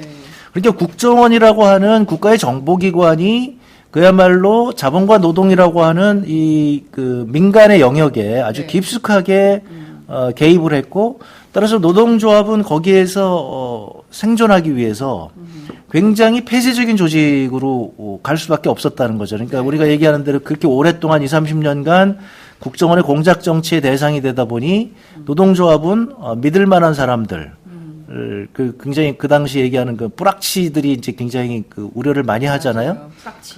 그러니까 이제 그런 것에 대응하는 아주 독특한 형태의 한국의 노동조합이 생긴 것이다. 네. 그게 이제 민주노총이고 민주노총이 그렇게 해서 이제 커지다 보니까 거기에 대항하기 위해서 한국노총이 만들어졌고 뭐 이런 노동의 역사가 우리 네. 노동조합의 역사가 굉장히 왜곡돼 있죠.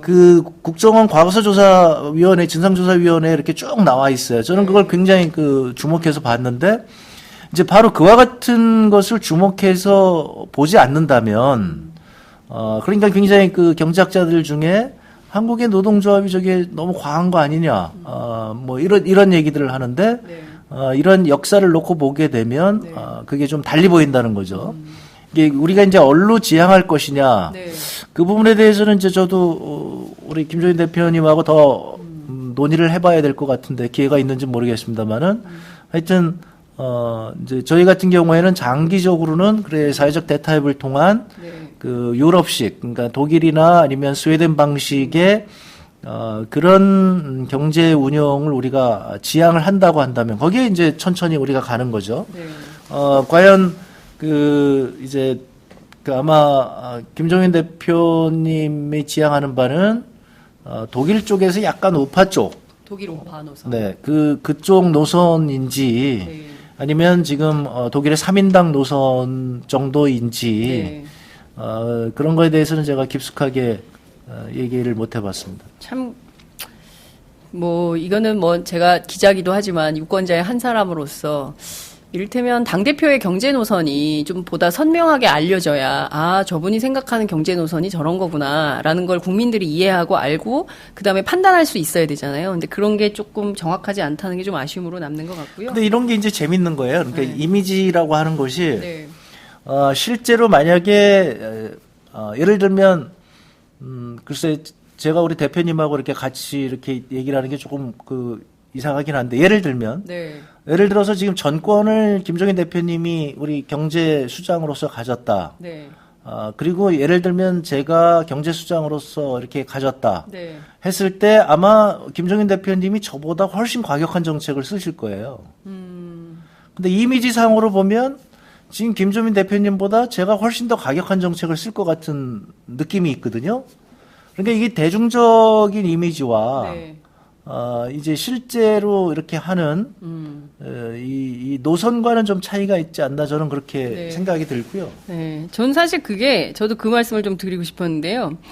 정말 재밌는 게 언론이에요. 그러니까 김종인 대표가 당무 거부를 하시고 나서 걸려오는 기자들 전화는 다 받으셨거든요. 모든 기자들, 그러니까 언론 관리를 정말 적극적으로 하시는 대표시더라고요. 그래서 김종인 대표가 굉장히 많은 언론과 접촉하면서 본인의 입장을 설파를 했는데, 그 중에 으뜸은 역시 조선일보더군요. 오늘 조선일보 일면 머릿 기사가 공천 끝나니까 이제 이른바 더불어민주당의 운동권들이 김종인 흔들기에 나섰다라는 비판 보도를 머리 기사로 실었는데요. 이를테면 언론이 그런 이미지를 만드는 것이죠. 그러니까 홍종학 의원님의 노선이 저는 별로 과격하다고 한 번도 1년여를 진행하면서 저게 되면 굉장히 우리 한국 사회가 급변할 것 같다라든가 한국 경제가 굉장히 심각하게 요동칠 것 같다라든가 한 번도 그런 느낌을 받은 적이 없습니다. 그런데 그런 이미지가 만들어지는 거죠.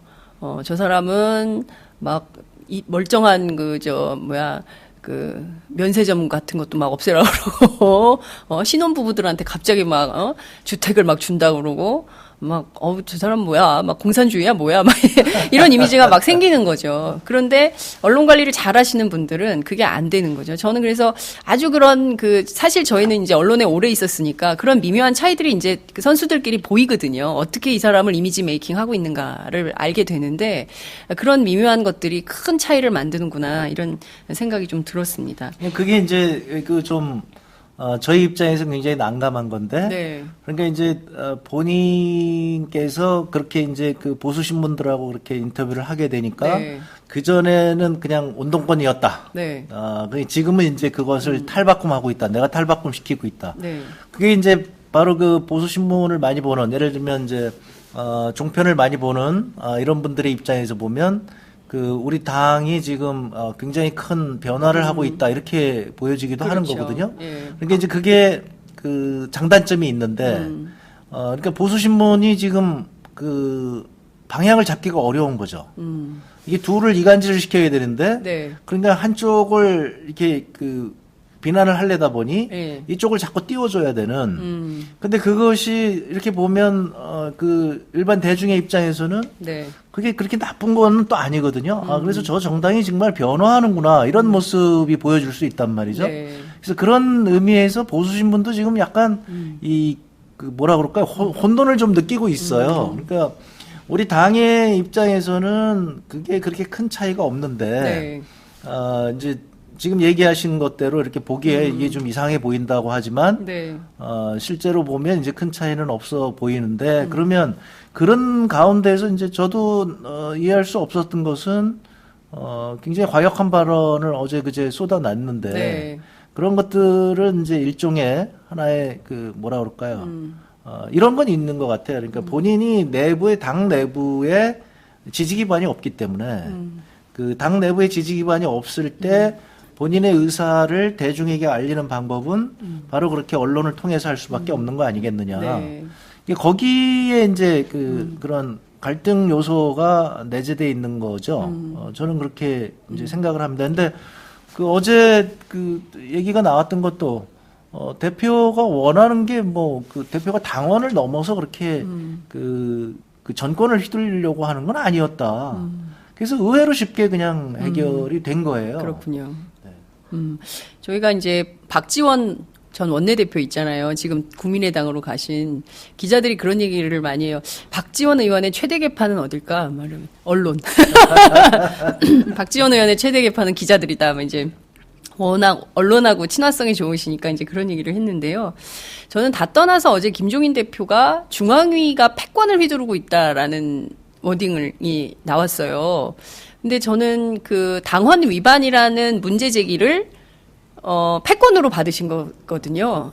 그리고 이제 그러면 대표 발언에는 굉장히 무게감이 실리기 때문에 기자들은 중앙위가 패권을 휘두르고 있다라고 말했다라고 이제 인용 부호를 쳐서 보도를 하기 시작하는 거죠. 그러면 대중들의 인식 속에는 그러면 그렇지. 저 운동권 정당이 패권을 휘둘러가지고 김종인 대표가 잘 하고 있는 건데 그거를 발목 잡기를 하고 있구나라는 인상을 주게 만드는 거죠. 그래서 저는 굉장히 위험한 발언을 대표로서는 하기 부적합한 그런 발언을 굉장히 많이 한 거 아닌가 이런 비판도 가능할 것 같아요. 저는 이렇게 말씀을 드리고 싶은데요. 네. 그 여의도 가보니까 네. 그 두 가지 생각이 이렇게 있어요. 그러니까 이제 저 같은 사람이 소수고요. 그러니까 그러니까 이제 민주적인 절차에 의해서 그 민주적인 제도 이런 것들을 굉장히 중시 여기고 뭐 제가 항상 얘기하지만 당의 주인은 당원이다. 네. 그 당원들이 그야말로 전권을 행사해야 된다. 그럼 이런 얘기죠. 이것이 저는 민주적인 절차라고 생각하고 당원들이 전권을 행사하고 당원들의 위임을 받은 게 지금 우리 당의 최고 의사결정기구가 중앙위원회거든요. 그렇죠. 그러니까 중앙위원회가 패권을 휘두르는 건 너무나 당연한 거죠. 그걸 이제 패권이라고 표현을 하는 게 웃기는 얘기인데 네. 그러니까 이게 민주적인 절차에서 중앙위원회가 지금 최고의 권한을 갖고 있는 거예요. 네. 그리고 대표는 중앙위로부터 위임을 받은 거죠. 자기 권한을. 네. 근데 그것을 이제 패권이라고 얘기하는 것 자체가 네. 이제 그러니까 뭐라 그럴까요? 그 민주적인 그 당내 민주주의라든가 혹은 민주적 행정에 대한 그 견해 차이가 굉장히 심각하다. 근데 이것이 저희 입장에서는 그렇게 생소하지가 않은 게 여의도에 그런 사람들이 굉장히 많아요. 특히 이 정치 컨설팅을 한다는 사람들, 정치학자들 중에 상당히 많은 사람들이 바로 그런 사람들이 그러니까 그 보스 옆에 붙어서 당신이 이렇게 막 그 저런 거 이렇게 그 중앙위원회라든가 이런 데 휘둘리지 말고 네. 당신이 의도하는 바를 그냥 열심히 그냥 해서 이것을 바꿔야 된다. 네. 그러니까 이것을 이제 한 걸음 더 나가면 이런 거죠. 박근혜의 독재를 무너뜨리기 위해서 우리가 독재를 하는 것이 좋으냐 아니면 우리는 더디더라도 민주적인 절차를 계속 진행하는 것이 좋으냐. 이 문제가 우리 민주당 내부에서는 계속 있는 것이죠. 그럼 민주적인 절차라고 하는 것은 항상 지지부진하고 네. 어떤 실행력을 갖기가 어려운데 따라서 그러느니 우리도 그 굉장히 이렇게 누구에게 그런 독재적인 권한을 주고 그렇게 해서 저기 한번 이겨보자. 네. 이 두 가지 생각이 있는 거죠. 그러니까 저는 그런 의미에서 이런 저는 그걸 오히려 패권이라고 생각하고 그러니까 그런 어떤 한 개인의 영웅주의, 네. 이 한 개인의 판단에 의해서 더 나은 세상을 만들 수 있으리라고 저는 생각하지 않아요. 근데 이것이 이제 지금 한국 정치에서는 굉장히 소수고 제가 우리 당원 지지자들에게도 얘기하는 게 당원 지지자들 상당수가 그런 생각을 갖고 있어요. 왜 그렇게 팬덤이 좀 있죠. 왜 이렇게 매갈이 없이 그러느냐. 그러니까 좀 독재 좀 해봐라 쉽게 얘기하면. 그러니까 뭐 가서 부딪히고 그냥 이렇게 해서 저쪽 상대방 독재를 깨야 될 거 아니겠느냐. 그러니까 우리 안에 내재되어 있는 바로 그런 아직도 민주주의의 뭐라 그럴까요? 기본이 안 돼 있는 그런 것이 아닌가 생각이 되고요. 그것에 이 김정인 대표 같은 경우에는 하나의 상징이죠. 그러니까 독재 정권에서도 맞서서 자기 할 말을 해왔던 사람. 이제 자기는 일관되게 그런 얘기를 했기 때문에 정권을 바뀌어가면서 당을 바꿔가면서 계속적으로 이제 국회의원을 했던. 그게 패권 아닙니까? 그러니까 이제 하여튼 그런 개인의 소신을 굽히지 않고, 그러니까 우리가 얘기하는 이런 집단지성이라든가 이게 민주적인 거라든가, 네. 이것이 과연 그렇게 지금 같은 한국 같은 사회에서 그렇게 큰 힘을 발휘할 수 있겠느냐 네. 하는 이 생각이죠. 근데 이것이 바로 대중의 생각이거든요. 대중이 아마 한 70% 정도, 70% 넘을 것 같아요. 왜냐면 우리 지지자들도 굉장히 많이 그런 생각을 갖고 있고, 예를 들면 많은 분들이 왜 그렇게 대표가 됐는데 힘을 못 쓰고 그렇게 휘둘리느냐, 네. 이런 얘기 하시는 분들이 굉장히 많단 말이죠. 네. 이게 그런 우리나라의 하나의 사고방식이 네. 한쪽으로 이렇게 표출이 됐다 저는 생각이 되고, 그 문제에 대해서는 저는 명확하게 이제 저는 다른 길을 가고 있지만 한국 사회에 굉장히 그런 생각들이 많아서 저는 이게 위험하다고 생각하는 게, 이거는 한 개인에 의존하는 것이기 때문에 네. 이 개인이 딴 생각을 하게 되면 그것이 이제 굉장히 위험하게 되는 거죠. 그러니까 어제 우리 중앙위 같은 경우에 그것이 지금에 와서 보면, 아니 대표가 본인이 그렇게 원했던 것이냐, 네. 거기에도 의문이 들 정도로 이게 대표의 본인 생각이 아니라 소통의 문제가 아니었느냐, 이런 생각들이 어제 많이 있었거든요. 그러니까 그런 것들을 이제 민주적인 절차, 그러니까 중앙이라고 하는 최고 의사 결정 기구가 네. 합법적으로는 당원에 맞는 그런 의결을 하자고 하는 그것에 의해서 해결이 되어 있던 거거든요. 네. 그러니까 이렇게 통제하는 것에 대해서 그거조차도 이제 좀 뭐라 그럴까요? 좀 네. 현재 선거를 이기기에 그렇게 갖고 되겠느냐 하는 네. 그런 생각들이 부딪힌 거라고 저는 보고 있습니다. 네, 그렇군요. 협치의 시대죠. 가버넌스의 시대고, 사실 대세는 그렇게 가는데 아직 한국 정치는 시계가 좀 과거에 머물러 있는 거 아닌가 싶습니다. 사람들이 굉장히 많이 걱정을 하고 있어요. 그러니까 더불어민주당을 좋아서 찍는 게 아니라 새누리당과 박근혜 정부의 독주가 너무 심각하니까 이것을 좀 당신들이 견제를 좀 해주시오라는 차원에서 지지하고 이런 분들도 굉장히 많으신 거거든요. 실제 어제 한 장의 사진이 굉장히 놀라움을 주지 않았습니까? 저는 KTX 플랫폼에 자동차가 들어갈 수 있는지 처음 알았어요. 황교안 국무총리가 총리 공식 일정이 없는데도 오송행 KTX를 타고 1번 특급실에 탔다는 거 아닙니까? 차가 에쿠스 차 2대가 올라갔고, 거기서 이제 올라가려는 시민들마저 이렇게 막아서면서 소란이 빚어졌던 그런 장면인데, 극단적인 권위주의 시대의 모델이 그냥 나서는 거죠. 박근혜 대통령 대구, 경북, 그 다음에 부산, 이어서 이번에 또 충남, 아산 또 가는데요. 유승민 원내대표에 대한 공천이 아직도 결정이 안 났잖아요, 새누리당에. 이런 과거 권위주의 시대에서나 봄직한, 그러니까 민주주의를 유린하는 시대에나 있었던 일들이 지금 버젓이 벌어지고 있는데, 최소한 더불어민주당 안에서는 이거를 견제할 수 있는 바르고 정확한 힘, 이런 걸 좀 갖길 바랬는데, 이번 비례공천 파문에서 더불어민주당이 그런 모습을 잘 보여주지 못한 점은 있다, 이런 말씀도 좀 드릴 수 있을 것 같습니다. 그러니까요. 그러니까 네. 이제 그런 면에서 저도 이제 굉장히 속상하고, 비례라고 하는 것이 이제 우리에게 오늘 이제 새누리당이 비례를 발표하게 되는데, 네.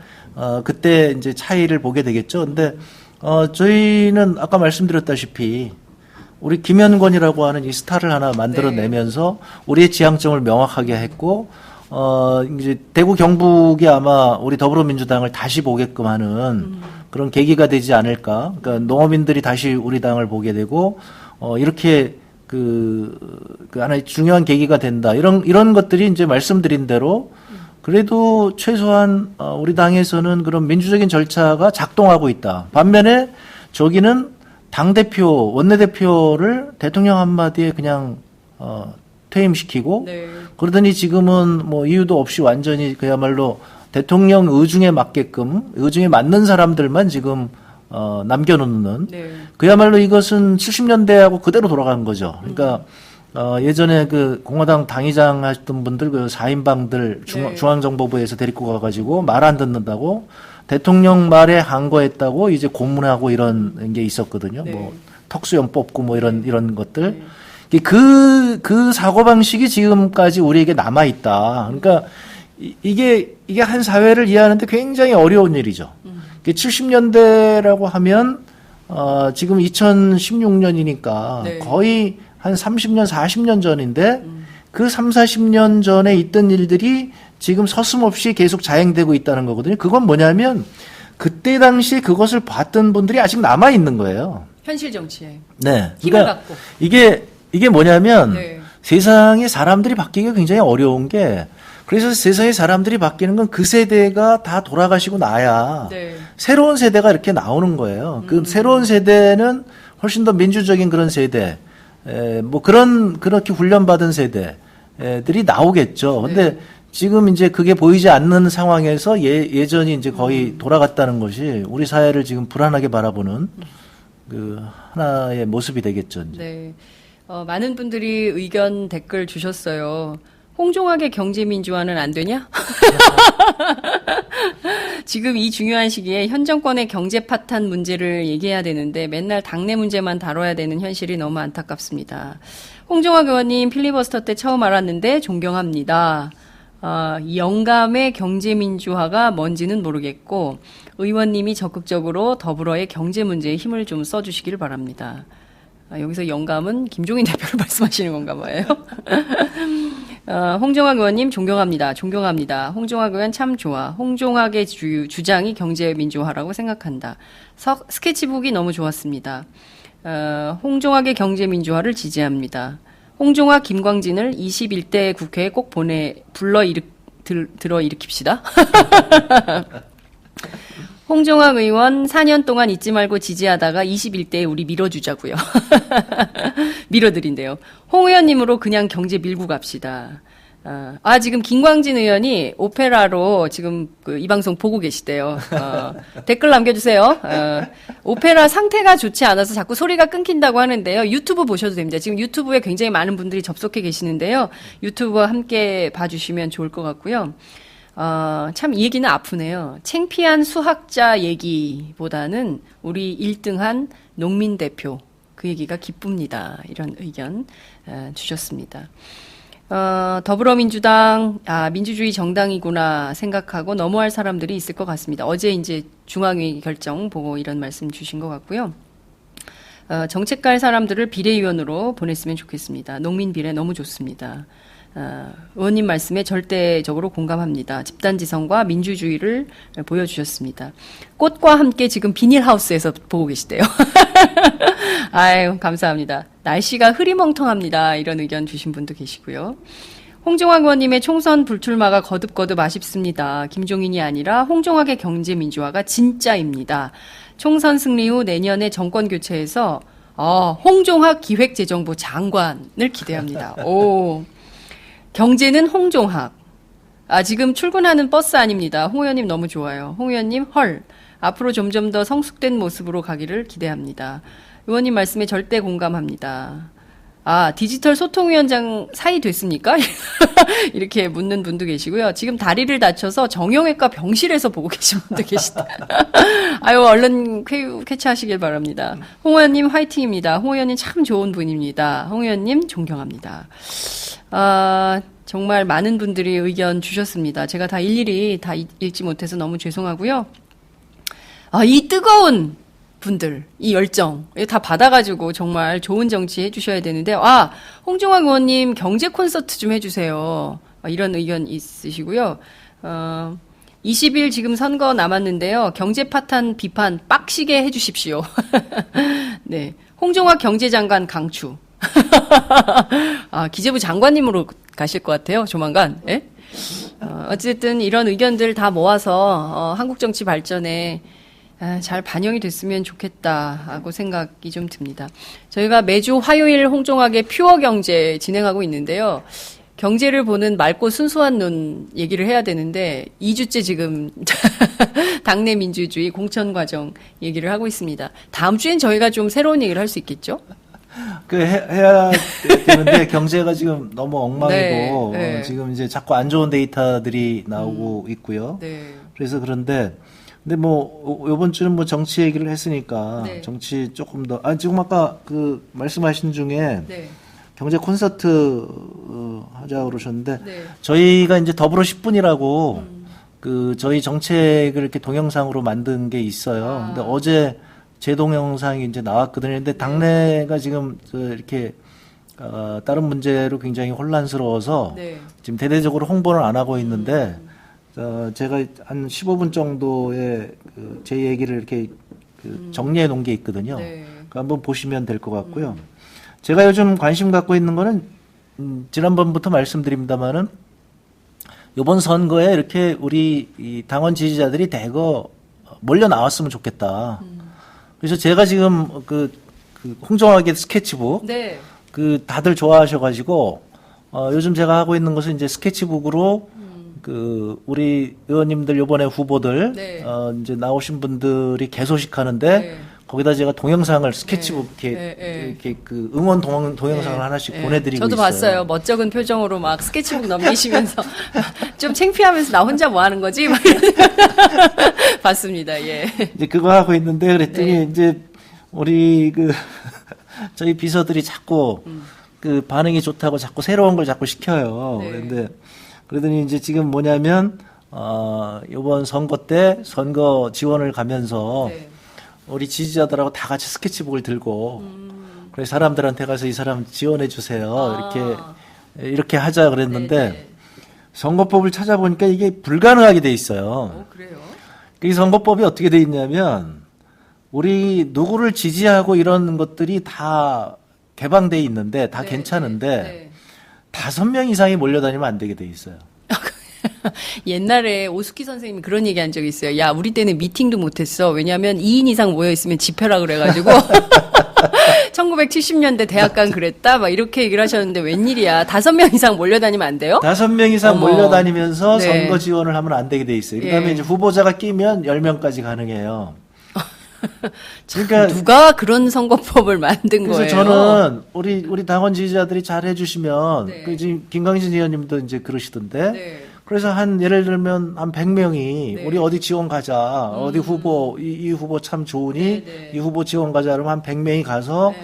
이렇게 촥 해가지고 이 후보 정말 좋은 후보입니다. 그러면 거기 지지자들도 네. 거기 이제 주민들도 네. 이 후보가 정말 좋은 후보니까 이렇게 전국에서 몰려와서 이렇게 했겠지. 예를 들면 네, 1000명이 모여가지고 네. 골목골목마다 서 있어갖고 이 후보가 이렇게 좋은 후보입니다. 네, 이렇게 네. 해주면 깜짝들 놀라실 거 그렇죠. 아니에요. 저희도 준비하고 있어요. 팟짱 스페셜로 저희가 동네 한 바퀴 했잖아요. 네. 1월부터. 근데 이제는 총선 유랑단. 그래서 저희가 이제 차 하나 이렇게 해가지고요. 후보님들도 만나고 그리고 또 이렇게 100명이요? 이렇게 응원 다니는 분들 저희가 서포터즈들을 같이 응원하면서 팟짱도 다닐 겁니다. 그래서 그게 너무 좋은데 지금 그 선거법상 네. 같은 옷을 입고 다니면 또 안 돼요. 어머, 그렇구나. 그러니까 우리는 색깔만 요번에 맞춰도 안 돼요? 네? 색깔만 맞춰도 안 돼요? 그러니까 색깔이 조금씩 다르니까 너무 괜찮겠죠. 그러니까 네. 파란색 티셔츠를 입자 이러면 괜찮은 거예요. 근데 네. 우리가 만든 옷이 있는데 그 옷을 그러니까 예를 들면 저는 네. 그 2002년도 그 붉은 악마들 그거 때처럼 네, 네. 전부 티셔츠를 입고 나와가지고 이렇게 하면 좋지 않겠나 이렇게 생각을 했는데 네. 이거 자체가 선거법 위반이에요. 그러니까 그러니까 왜 이제- 이런 거는 그렇게 만들었을까요? 무슨 어떤 취지일까요? 그러니까 이제 아마 관권 선거를 아. 막기 위해서 이제 예를 들어서 특정 이제 정부 관련된 단체들이 네. 이렇게 유니폼 입고 탁 나와서 이렇게 선거 운동하고 이러면 이게 이제 문제가 될 것 같다고 아마 이런 법들이 네. 있나 봐요. 그러니까 이제 이런 법들을 고쳐 나가야 되겠지만 네. 그러니까 현재 상황에서는 그냥 자유롭게 서로 다른 뭐 비슷한 이제 색깔 옷을 입고 나오겠죠. 뭐 우리 당을 지지하신다면 이제 파란색 옷을 입고 나와서 근데 이제 5명 몰려가고 그다음에 네. 거리를 뛰어가지고 저 뒤에 5명이 이제 100m 뒤에 또 5명. 오고 5인 1조로 다닐 수밖에 없는 5인 슬픈 1조로. 운명. 아이고 참. 그래서 이제 네. 그런 거를 생각하고 있는데 네. 요번에 보니까 이게 지금 우리가 아직 굉장히 그런 데서 좀 멀어져 있구나. 그다음에 이제 이게 이제 가가 방문이 안 돼요. 아하. 그러니까 이제 길거리에서 이제 이런 걸 해야 되는데 저는 이제 계속 말씀드립니다만은 우리가 그 단계로 가야 되지 않겠느냐. 그래서 적극적으로 네. 나 혼자만 투표하는 것이 아니라 그래서 이제 나와서 네. 다른 사람들의 투표를 적극적으로 독려하고, 왜냐면 제가 말씀드렸다시피 지금 언론 환경이 이렇기 때문에 현실을 잘 모르신단 말이죠. 그러니까 현실을 잘 아시는 분들이 그거에 대해서 네. 이렇게 적극적으로 하는 게 좋지 않겠느냐. 그렇죠. 저는 요즘 거의 배우처럼 네. 동영상 찍고 있습니다. 그래서 지금 배우 홍종학 선생. 자꾸 이제 그런 동영상 찍으니까 이것 찍으라고 그러고 저것 찍으라고 그래서 지금 하나 돌고래카님이 김병관 지지 스케치북 재밌게 잘 봤습니다. 이런 의견 주셨어요.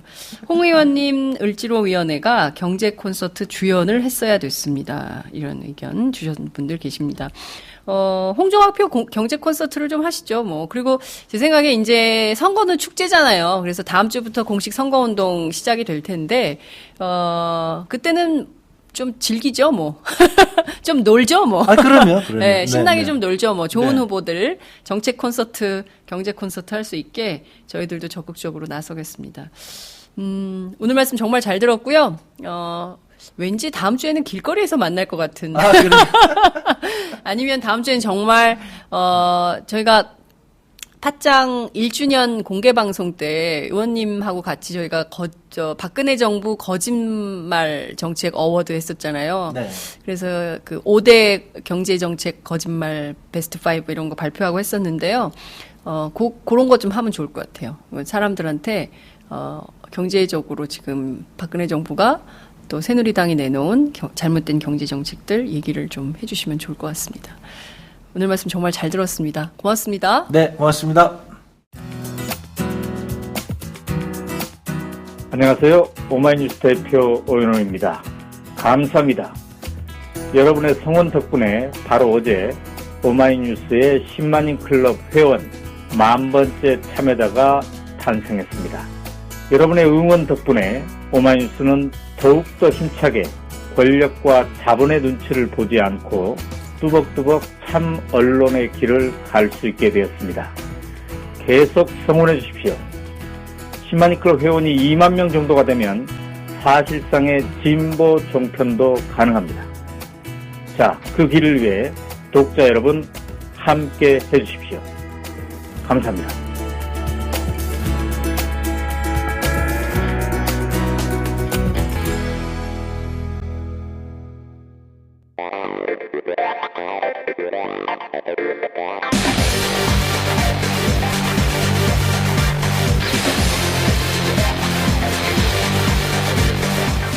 정보가 있는 시사 토크쇼 장윤선, 박정우의 팟짱.